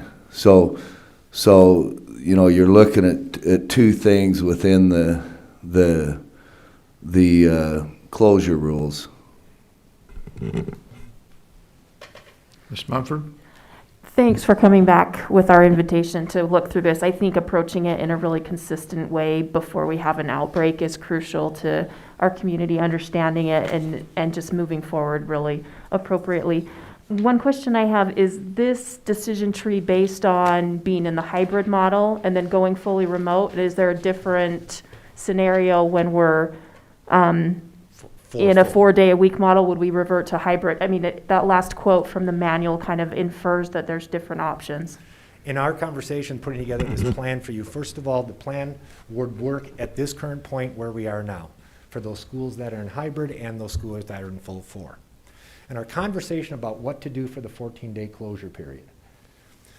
What we recognize that if we were to move from 4 full to hybrid, thus creating 2 schools, you have the possibility where during that 14 days, one school could potentially then become the 15 and the other not. So you would have so many different time periods happening, especially in secondary, that trying to maintain a viable educational program would be very difficult. So it was our determination that when we go to a 14-day closure because of an outbreak, that would be directly to remote. And then when we are done with that 14, it'd be directly back to the situation the school left. If it happened this month for secondary, that would mean back to hybrid. If it happened this month in elementary, it would be back to 4 full. If it meant once we get to November 2nd, at that point, then it would be from 4 full to remote, back to 4 full. Ms. Tanner?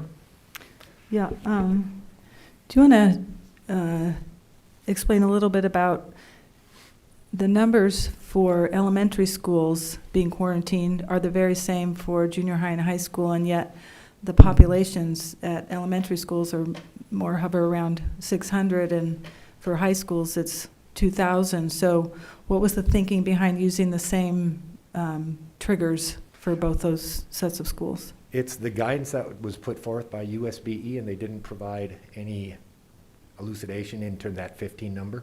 So that was not a number that we chose, it was a number that USBE chose, and they chose that regardless of academic age category. And then remind me again, how, for the dashboard, we do have adults and students combined together, and it seems like you have explained this before, but honestly, I couldn't pull that information up in my brain. Remind me the reasoning for combining those? Because that 15 and 3 number is irrelevant to student or staff. The number that we reach when we talk about outbreak does not differentiate between staff and student. So the idea of differentiating that really doesn't provide us with any knowledge that further informs whether or not we would move from a traditional education setting to a remote setting. Okay. And then last question is, as far as students who have already had COVID or developed antibodies because of having it, is there any protocol for a student being able to say they were in a classroom that's being quarantined and yet they've already had it? Is there any protocol for them not being required to quarantine during that time? There is conversation right now with the health department, and I have not had this verified by Brian Hatch, so I will not say that this is a for sure. But with some of his staff, there was a conversation today that we had in terms of what happens to the individual, staff or student, who has already tested positive, has done their isolation, and is symptom-free and comes back into our system. What happens now if they are being asked to quarantine? The conversation right now is that the health department is looking at a 90-day window where they would say that that individual previously positive, now resolved, would be able to not be quarantined. Again, that's the conversation that is yet to be verified by Brian Hatch, but I do know that was a conversation that Scott Zegich had with his staff today. And that corresponds with the recommendations on the CD website about kind of the range that they are currently saying. They're saying 3 months, so. Sophia. So in the event of a classroom outbreak, in junior high or high school setting where the teachers have multiple classes, if a classroom is being forced to quarantine, would the teacher also have to quarantine and then all of their classes would move to virtual, or would the teacher still teach their other classes? Wonderful question, because high school, that's the nuance. It's simple in elementary, in secondary, it's complicated. The short story to that, I'm your third period English 11 teacher, and you're in my class, and we have 3 or more. Our third period class just got shut down and put on quarantine. All of us, the 30 of us and myself, will be put on quarantine for the next 14 days, so I will have to teach the rest of my schedule, I'll have to teach virtually. Okay, thank you. Matthew. If I remember correctly, I think we said that most of the cases and quarantines are within sports and athletics. So what is the reasoning behind if we had a school closure, athletics would still continue through that? Another wonderful question. Right now, it's because we are relying on the Utah State High School Association and their guidance. They are continuing to support those activities at that time as long as the team is in quarantine. When the school is put on the outbreak 14-day quarantine, they are allowing those schools to continue to participate. So we are also going to fall in line at this point with their guidance. Mr. Eckersley. One, this is a dumb question, but I assume that 14 days also means 2 weeks. Yes, sir. Rather than 14 school days. Very great clarification. Yes, it's 14 calendar days. And secondly, so if a class or even the whole school is quarantined for 14 days,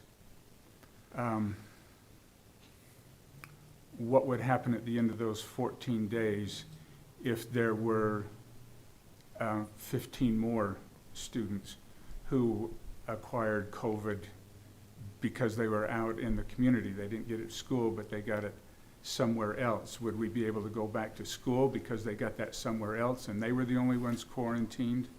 Great What would question. happen then? When outbreaks happen out in the community and not that we're having an impact directly on school, during that time, that would be taken care of by the health department, then they would rely on that family to self-quarantine and self-isolate. Here's the other scenario that I believe you were hinting at, was there is the possibility that we could have a high school that goes on a remote learning 14 days. They continue playing sports, and during that 14 days, we have 15 outbreaks in the athletics. That could maintain the school being out another 14 days, because those are school-based outbreaks. Mm-hmm. Thank you. So, Mr. Zerbach, going to follow up to Sophia's question. If that teacher is quarantined, and you mentioned she still or he still has to do the virtual, but the kids that come to school, they have a sub, and the teacher's teaching them? Correct. The school would have a sub to be able to manage the classroom. The teacher, assuming the teacher was not one of the people infected, they're just, if we're talking Right. quarantine, non-isolated, the teacher would teach remotely, and we'd have a staff member in that room to be able to handle the classroom management. Another question that I had was a relationship to what you said about if we're 4 days and we have to shut a school down and we're out for the 14, when we come back to 4. Correct. Very much so. We would come back right to the same educational model that we left. If there was if we decided as a board and we decided as administration, as we thought about whatever the circumstances might be then, that we might be better off coming back to hybrid, then we just have to revisit this process. But if that were to change, it would need to be changed By the board. by the board, and with what we're talking about, basically what we're talking about tonight, a discussion. Correct. If we had any conversation at any point about moving into hybrid, into or out of 4 days, that would be a conversation that would not only have to happen with the board. The board has already voted last meeting. They'd have to vote again to be able to make that change.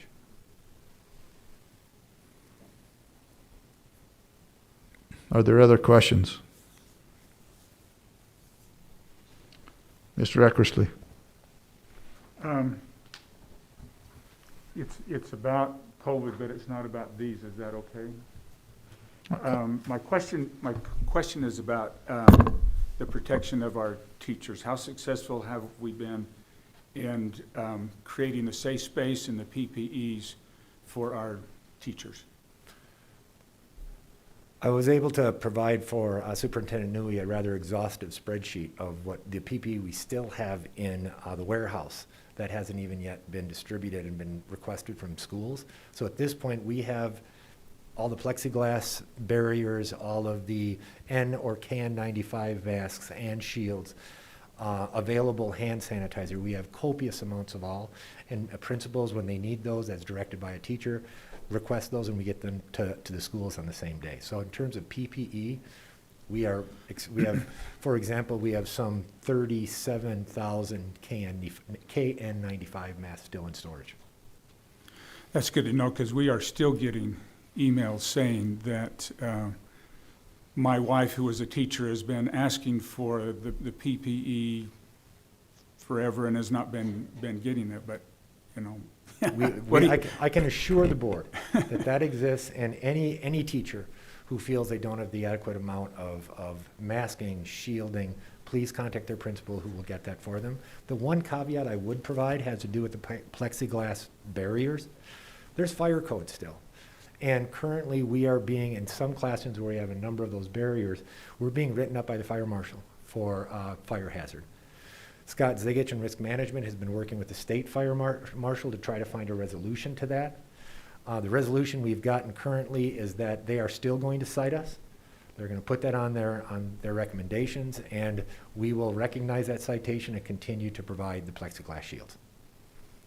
So just to clarify, the process is if teachers would like specific or additional PPE, they work directly with their principal to request that. If a teacher's in a position where they feel like they're this request is not being fulfilled, do you have a recommendation of where they should go? Yes, the next step that they would take, go to their school director, and from their school director come to the superintendent. Perfect. So just following that Same traditional chain of authority. Perfect. Correct. Thank you. Thank you.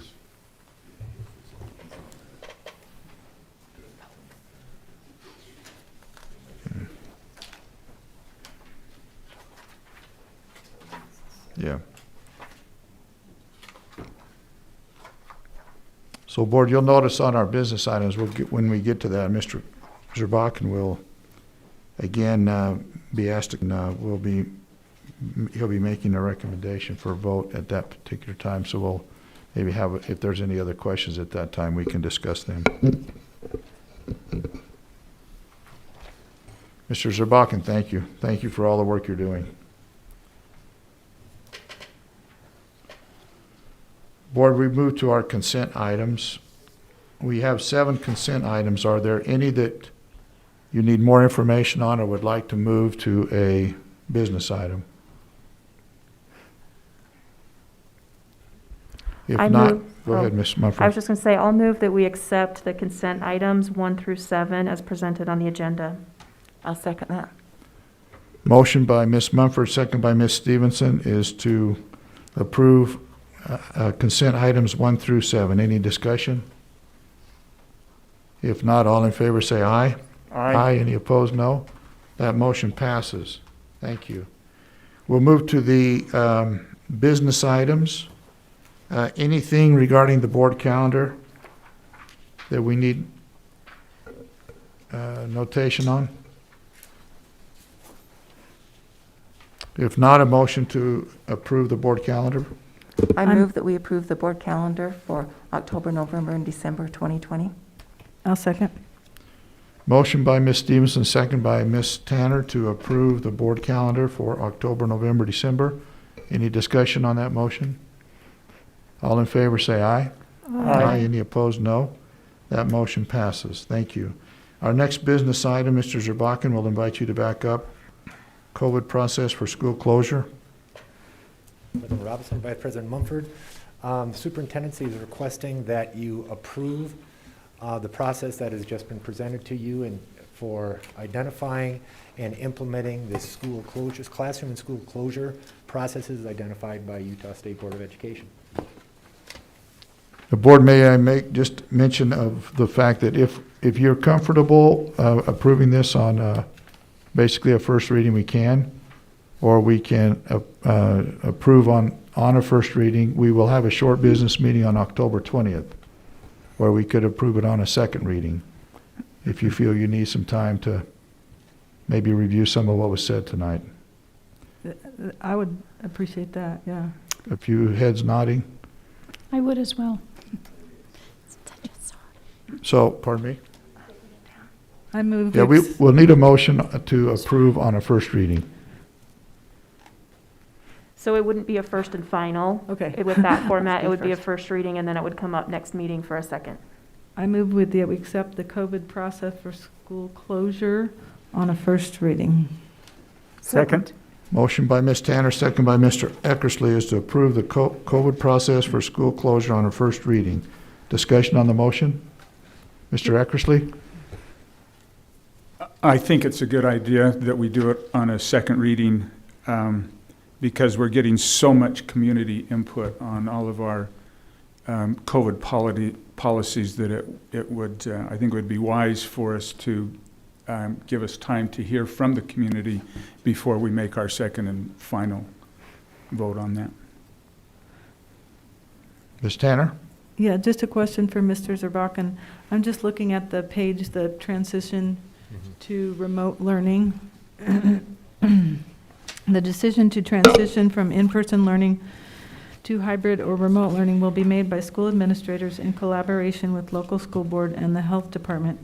So do you have any more specific triggers for what would trigger us as a school district for you making that recommendation to either go to hybrid or to remote? What would be the triggers that would put that in motion. We are suggesting that we remain with the triggers identified by USBE in the school COVID-19 manual, and that would be 3 at the classroom level in a 14-day period, positive cases, and 15 at the school level over 14 days. So those would be the only triggers we would consider. So that would have to be at every school Correct. to trigger the entire district. To trigger each individual school. Oh, So it's not a so- district choice, it's school by school, but the number 3 and 15 Okay. would be implemented at each school site individually. So you would look at Viewmont High School Oh, and its numbers okay, so that's individually. not, this page is not referring to the entire school districts, it's only referring Correct. to individual, Classrooms thank you. or schools. Okay. Thank you for Mr. that Eckersley? clarification. Yeah, what we have so far is a trigger that would take us either from hybrid to full closure or from 4-day to full closure.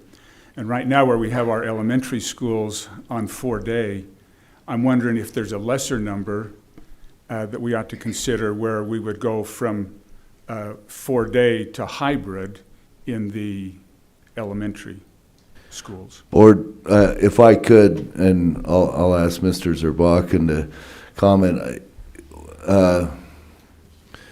I think from our perspective in terms of all the information we have, and in particular weighing that with the guidance received from USBE, if the board chooses to put off the approval for another meeting, a final approval, I would recommend with Mr. Zerbakken's concurrence that we stick with the current USBE guidelines in the interim between now and then as guideline for closure of any school that has an outbreak to the level that the USBE has suggested, the 3 and 15.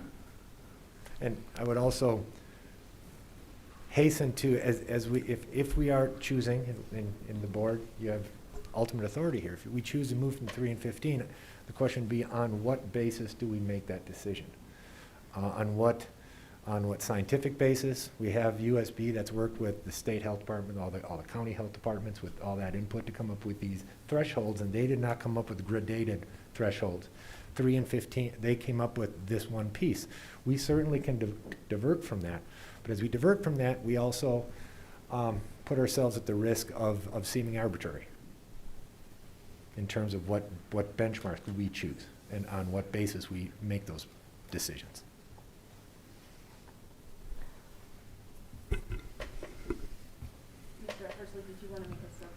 Do you need more clarification? Yeah, I would like to make an amendment to the motion that we add Superintendent Newey's suggestion here that we stay with the recommended 3 and 15 until we make that as our second and final approval. I'll second. So that you're going to substitute a motion He's amending. or just amending? It's an amendment because we're still staying with the second approval, but we want to add to that we will go by the guidelines until we get to that point. So the motion, and correct me if I'm wrong, would read that we approve the COVID process for school closure and follow the recommended guidelines from USBE. If on a the first amendment's reading. approved, you have to approve the amendment Right. first, But and that's- then it would read that way. Correct. So is that correct, as I just indicated? Okay. So board, we are, we have a motion by Mr. Eckersley, second by Ms. Tanner,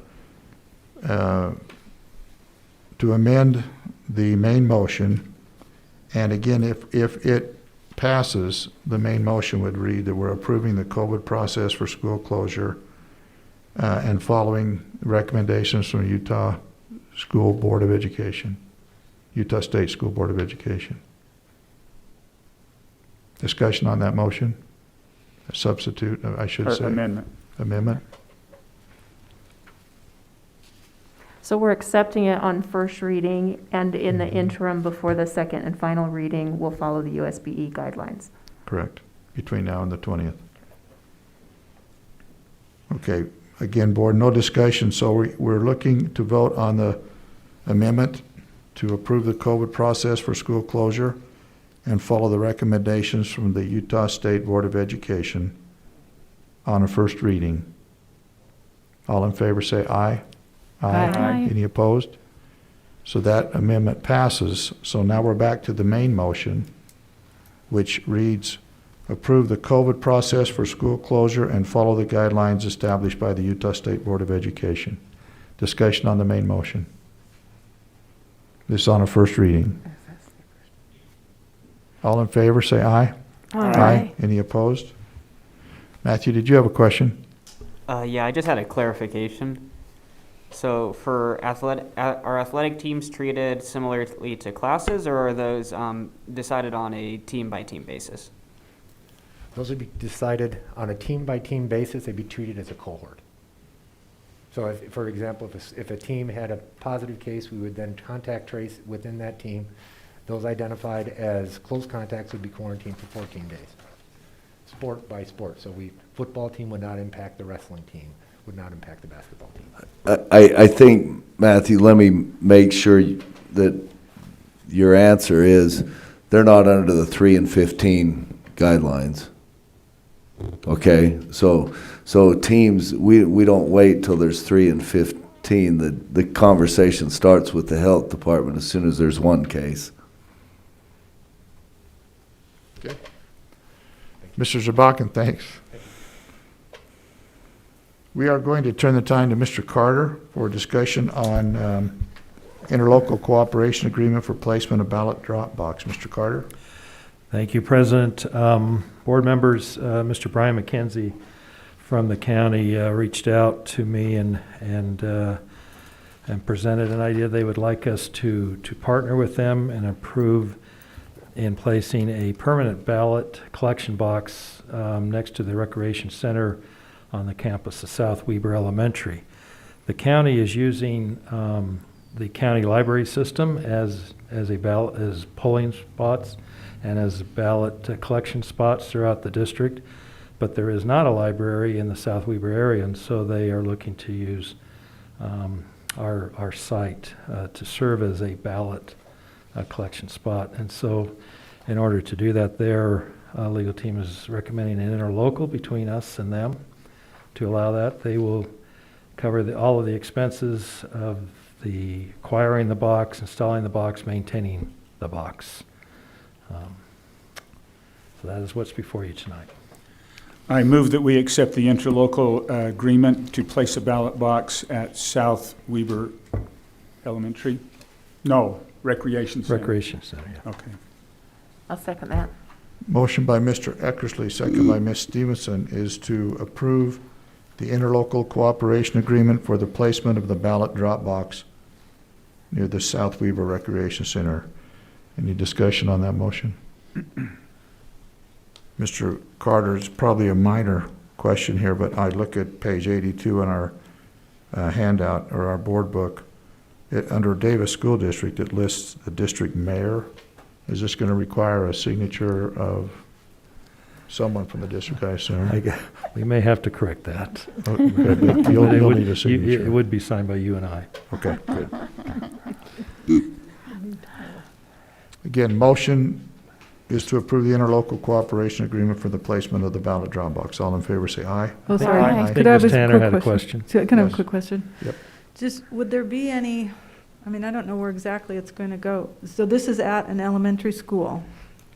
Are you familiar with the South Weber campus has the 4-6 and the 3-6 and the K2 center. They also have a recreation site that's kind of managed jointly with the city of South Weber, and so that's where it will be, is next to the entrance of the recreation center. And Mr. Payne and the county will work together to select a site that's accessible, certainly, but not in the way. So it's not like there's cars. I guess I'm just thinking of a traffic. Yeah. There probably wouldn't be a traffic problem if it's a rec center. I don't know. It's in the loop, but it's going to be situated such that it won't interfere with the operation of the school. Okay. Thank you. Okay, let me go back and just repeat. voting to approve the interlocal cooperation agreement for placement of the ballot drop box. Any other discussion? All in favor say aye. Aye. Any opposed, no. That motion passes. Mr. Carter, West Bountiful Elementary rebuild. Yes, President. So through this process, laborious process of the West Bountiful rebuild and the challenges that we faced throughout that project, as we took the old site down, there was a lot, as Mr. Turner explained in his exhibit, a lot more work involved with taking away some of the excess dirt and things associated with that, as well as the delay of the building itself, created an overrun from the guaranteed maximum price originally approved by the board. And so before you, we have a requested increase to the guaranteed maximum price for that project of $185,000. So the new guaranteed maximum price for the West Bountiful rebuild is $21,767,985. I move that we increase the guaranteed maximum price for West Bountiful Elementary to $21,767,985 to accommodate problems in the soil they found in the parking lot. Second. Motion by Mr. Eckersley, but Ms. Phipps, second by Ms. Phipps, to approve the additional money allocated for the West Bountiful Elementary School rebuild, increasing the guaranteed maximum price to $21,767,985. Questions on, or excuse me, discussion on the motion? Mr. Eckersley? I think any of us hate to see that kind of an increase with the guaranteed maximum. It's too bad we didn't see this before. But I did want to add that when you face problems like this, it's better to deal with them now, because if you don't deal with them now, it'll just come back and cost us even more later. So I'm glad they have found this problem and are going to correct it. And I think that's probably wise to finance that at this time. Any other discussion? So again, board, we are voting to approve the additional guaranteed maximum, or additional cost for the West Bountiful Elementary School rebuild. The guaranteed maximum price now $21,767,985. All in favor say aye. Aye. Any opposed, no. That motion passes. Thank you.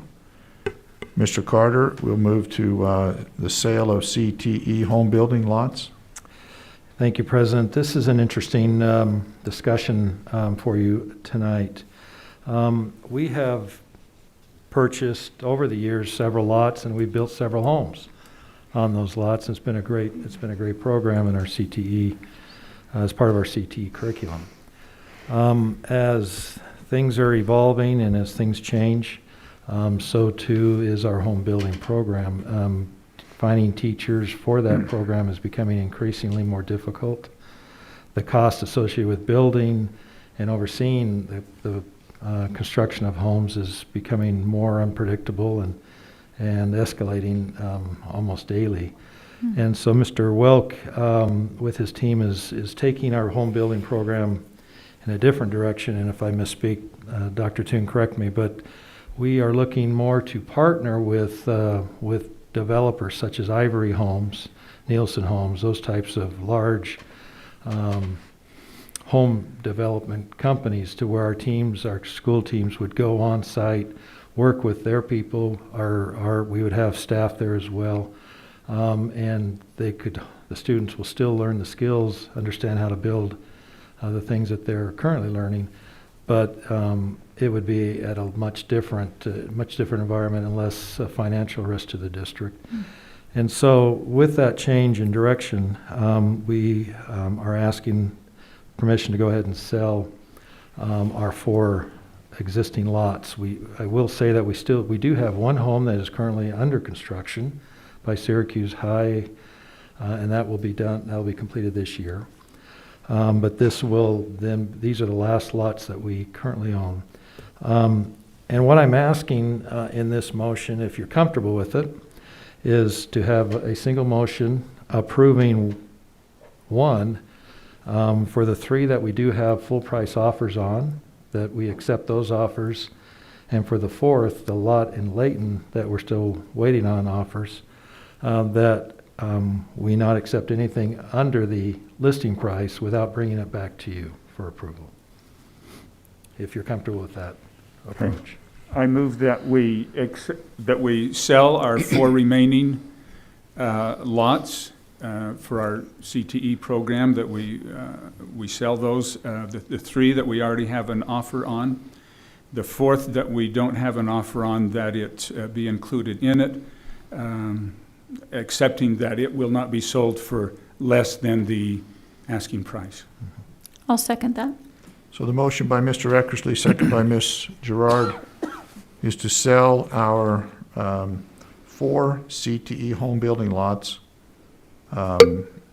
including the 4th lot that we currently don't have an offer on, but will not receive or will not accept anything below the asking price as part of that motion. Just as a point of clarification, we won't accept anything less than that unless we bring it back to you. Yes, for approval. unless it comes back to the board. Any discussion on that motion?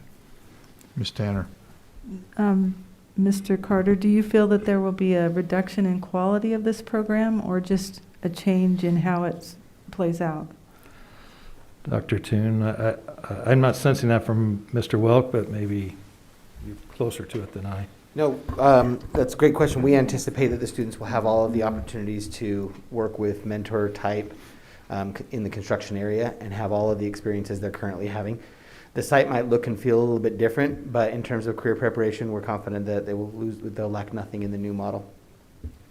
One of the things that's a part of that is Weber State's partnership in that with their construction management. Mr. Welk has worked closely, really more closely than at any time in our history with their construction management program. So it's a real effort at building partnership while it, like Dr. Toon said, looks different than how it has in the past. Ms. Mumford? So just a quick comment on that, and then I've got a question. I attended some of those early meetings with that pathway development with the state, and I think this is going to give our students some really good opportunities to see technology utilized in modern construction that we probably don't have the capacity to do on the small scale when we're building. So I think it's a really great, it kind of models the aerospace and other pathways with industry partners. So it's a great opportunity. My question is just, Mr. Carter, could you speak to how we determined those property values and the asking prices? Yeah. So we are using our real estate agent, Mr. Brandon Wood, and he did a market research on lot prices and developed these prices through that research and appraisal. Great. Ms. Stevenson?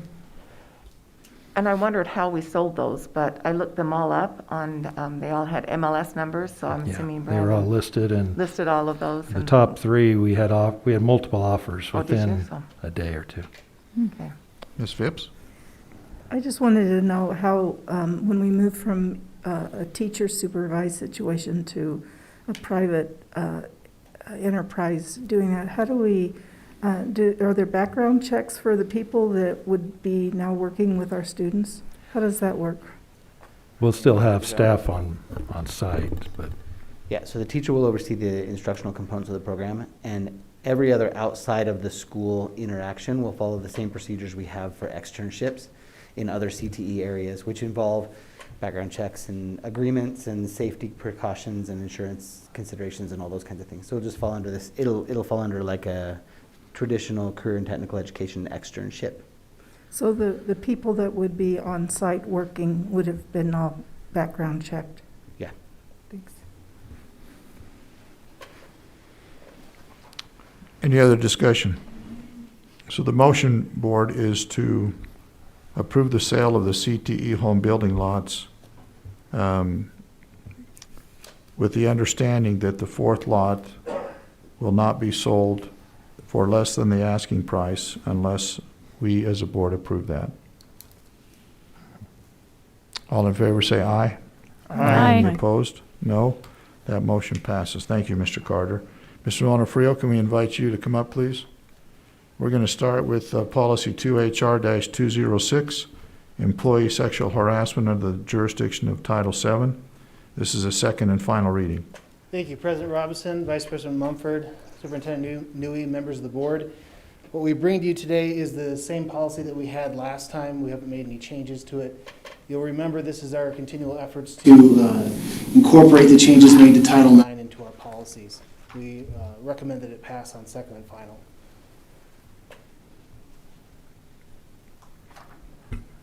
I move that we accept policy 2HR-206, employee sexual harassment under the jurisdiction of Title VII on a second and final reading. I'll second. A motion by Ms. Mumford, second by Ms. Tanner, is to approve policy 2HR-206, employee sexual harassment under the jurisdiction of Title VII on a second and final reading. Any discussion? Ms. Tanner? Yes, Mr. Onofrio, I just had a question about 2HR-206, section 5.8. Just clarifying why there were new positions put in that weren't there in the original policy. The changes to federal law, Ms. Tanner, require that we have separate positions as part of the decision maker versus the investigator versus the Title IX coordinator, so we had to add those in order to comply with the federal statute. Okay, thank you. Any other discussion? So, board, the motion again is to approve policy 2HR-206. All in favor say aye. Aye. Any opposed? No. That motion passes on a second and final reading. Mr. Onofrio, policy 5S-100, student conduct and discipline. This is a first and final. Sure. By way of report, this is our last change from the legislative session from last year. We finally got it all cleaned up just in time for new session next year. There's a lot of mechanical changes here, nothing really big that would make any difference to our practice. You can look through if you have questions there, but I'll just highlight the one. We've had student services ask that from their constituents have asked that we have a way of notifying in the case of a suspension through electronic mail as opposed to certified mail. The law just requires that it be written, so we've made it possible for people to receive a written notice through email in the changes here. We recommend that it pass on first and final. I'll move that we pass 5S-100, student conduct and discipline on a first and final reading. Second.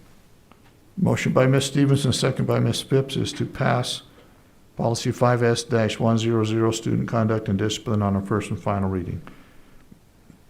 Discussion? All in favor say aye. Aye. Any opposed? No. That motion passes. Mr. Onofrio, thank you very much. Thank you. Board, we come to board reports. Matthew, let's start over there with you. Anything to share? Sophia? No. Well, before we go past the two of you, I would speak for all of us. We appreciate the input that you two are providing for us and would encourage you as we move on to step up, get that microphone on. We really benefit from the feedback that the two of you are giving us. So thank you very much.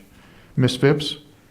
Yeah, I wanted to report I have been asked outside of the board to serve on, I've got specifically 3 stakeholder groups that I've been asked by USBA and the governor's office to serve on, and I just wanted to mention that to you and mention specifically something on one of them.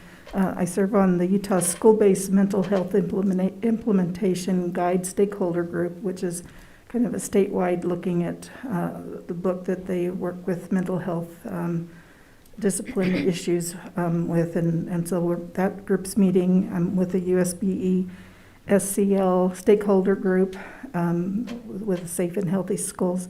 And the last one that I just participated in a couple of days ago was Ready Resilient Early Childhood Mental Health Summit. And I think that that's a very specific interest to us. I was kind of hoping Head Start would be here today because there was just a lot of really excellent information that came in, and someone even from Castle was involved in this discussion.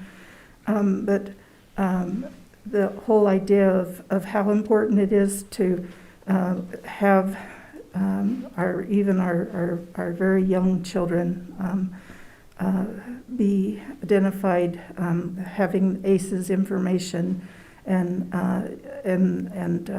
that if we can have early detection and evidence-based intervention, that we can really make a difference for children early on, rather than catching them later on when other more serious problems might arise with that. And so it was really highlighted to me of how important that partnership that we have with Head Start is, and how important it is for us to identify very quickly those children that might have some issues, and then quickly get them the help. And so that partnership with the school district and Head Start and other preschool situations that we would have is just really important, and I'd like to see that continue to grow, because evidence is there that we need to do this quicker and earlier, and reach out for those,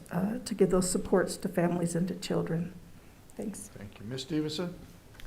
I just wanted to say how much I enjoyed attending the Utah Rise Award for Rod at Layton High. I've known Rod for a long, long time, and he was so deserving of this award. His job is his ultimate life. I mean, he just lives, eats, sleeps it. Layton High itself, the staff there, surprised him with that day, and they had really gone to the limits to make it a nice day for them. I just wanted to remind again, families that are listening, to get on this week, that's only on there this week, the Davis Reads, and let those authors read to you and your families. Great program, and I appreciate people that went to the effort to put that together. Ms. Gerard? Like Ms. Stevenson, I really enjoyed watching Rod receive that Rise Award. Personally, he has helped me many, many times at Layton High, and he takes care of everybody there, so I was excited about that. Just wanted to mention the Meet the Candidates event that is probably still going on at Central Davis Junior High. That program has been going on for at least 15 years, and it really teaches the students about the democratic process and how it works. So it's a great program. Lastly, I'm not sure that I mentioned this before, but it was a great visit to Kaysville Junior High.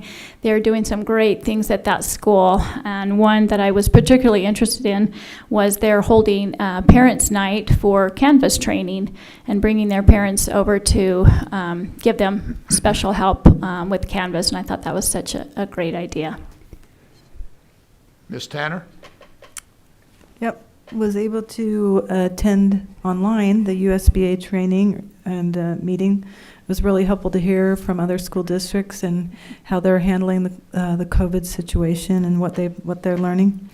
I attended also online a PTA conference that was put on by Cheryl and other state board members, and that was also very informative and helpful, and was also able to attend a girls' soccer game where Farmington High School, I'm so sorry, had to beat Woods Cross. Mr. Eckersley? Just a couple of things I'll mention quickly. One, the strategic plan committee that we put together to take a look at equity, a really good committee that the people that have been brought in to help us with that have just been tremendous in working with us and enlightening us. And just wanted to mention that one thing that I have learned in working with them and on that committee is that when we're talking about equity, it's much more than just all the races getting along. It is the fact that some students come from backgrounds, and we as educators need to recognize that in some cases those backgrounds have put them at a disadvantage for learning, for education in the way that we have presented, and recognizing those differences and those challenges will help us as a district, I think, to meet the needs of those students. And I think we've made a lot of great progress. I mean, when you take a look at the graduation rates of our African American community, of our Hispanic community, Polynesian, Native American, right down the line, all of those graduation rates have been going up. But that is something that I've learned about equity in some of the areas we need to work on. I also attended the Rod Southam award ceremony at Layton High, and I have a unique perspective on that because I was in that high school when it opened in 1966. I was a ninth grader in 1966. The ninth grade did go to the high school, and what was Layton High at that time is still there, but there is a lot that has been added to Layton High since then. I talked to Rod after the meeting and how he was able to keep the building so beautiful that Hallmark Movies would come there and make one of their movies at Layton High. And he says it was the fact that Layton High has been built in sections. It wasn't built all at once, but if you go through Layton High, there are parts of that, the gym and the old hallway, that was in 1966, and that's about all that was there, where the offices are, the math buildings, the commons area was not there. Even the auditorium was not there. When we started there in 9th grade and 10th grade, there wasn't even a football field there. And now we put turf fields in our new building, so it was really different. But anyway, Rod has done, and all of his team has just done such a fantastic job in making that building, even though it's in sections and even though some of it is over 50 years old, in making it look like a beautiful, desirable place to go there and get an education, so much so that Hallmark would come there and make a movie. Thank you. Ms. Mumford? Excited to share a few highlights from the last couple of weeks.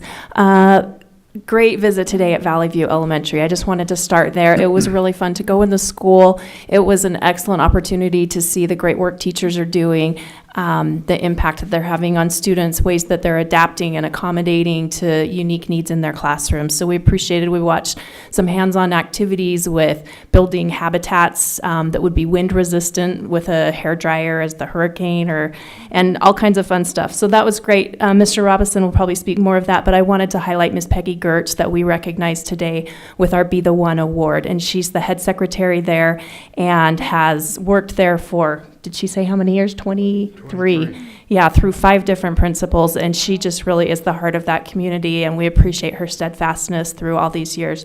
I've been able to visit both the junior highs in my area in the last week, and that's been a great experience to see how hybrid's working in those buildings and what they're doing to prepare for the 4 days coming up.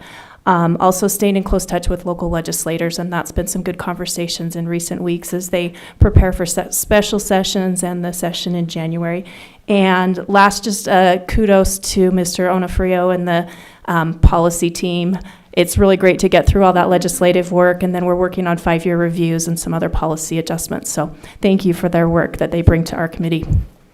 Just briefly, I was able to attend both the Kaysville Junior High and Valley View Elementary School visits, and reminded of the great quality of educators that we have. And we have a chance to see our nutritional staff, our custodial staff, as Ms. Mumford mentioned, our secretarial staff.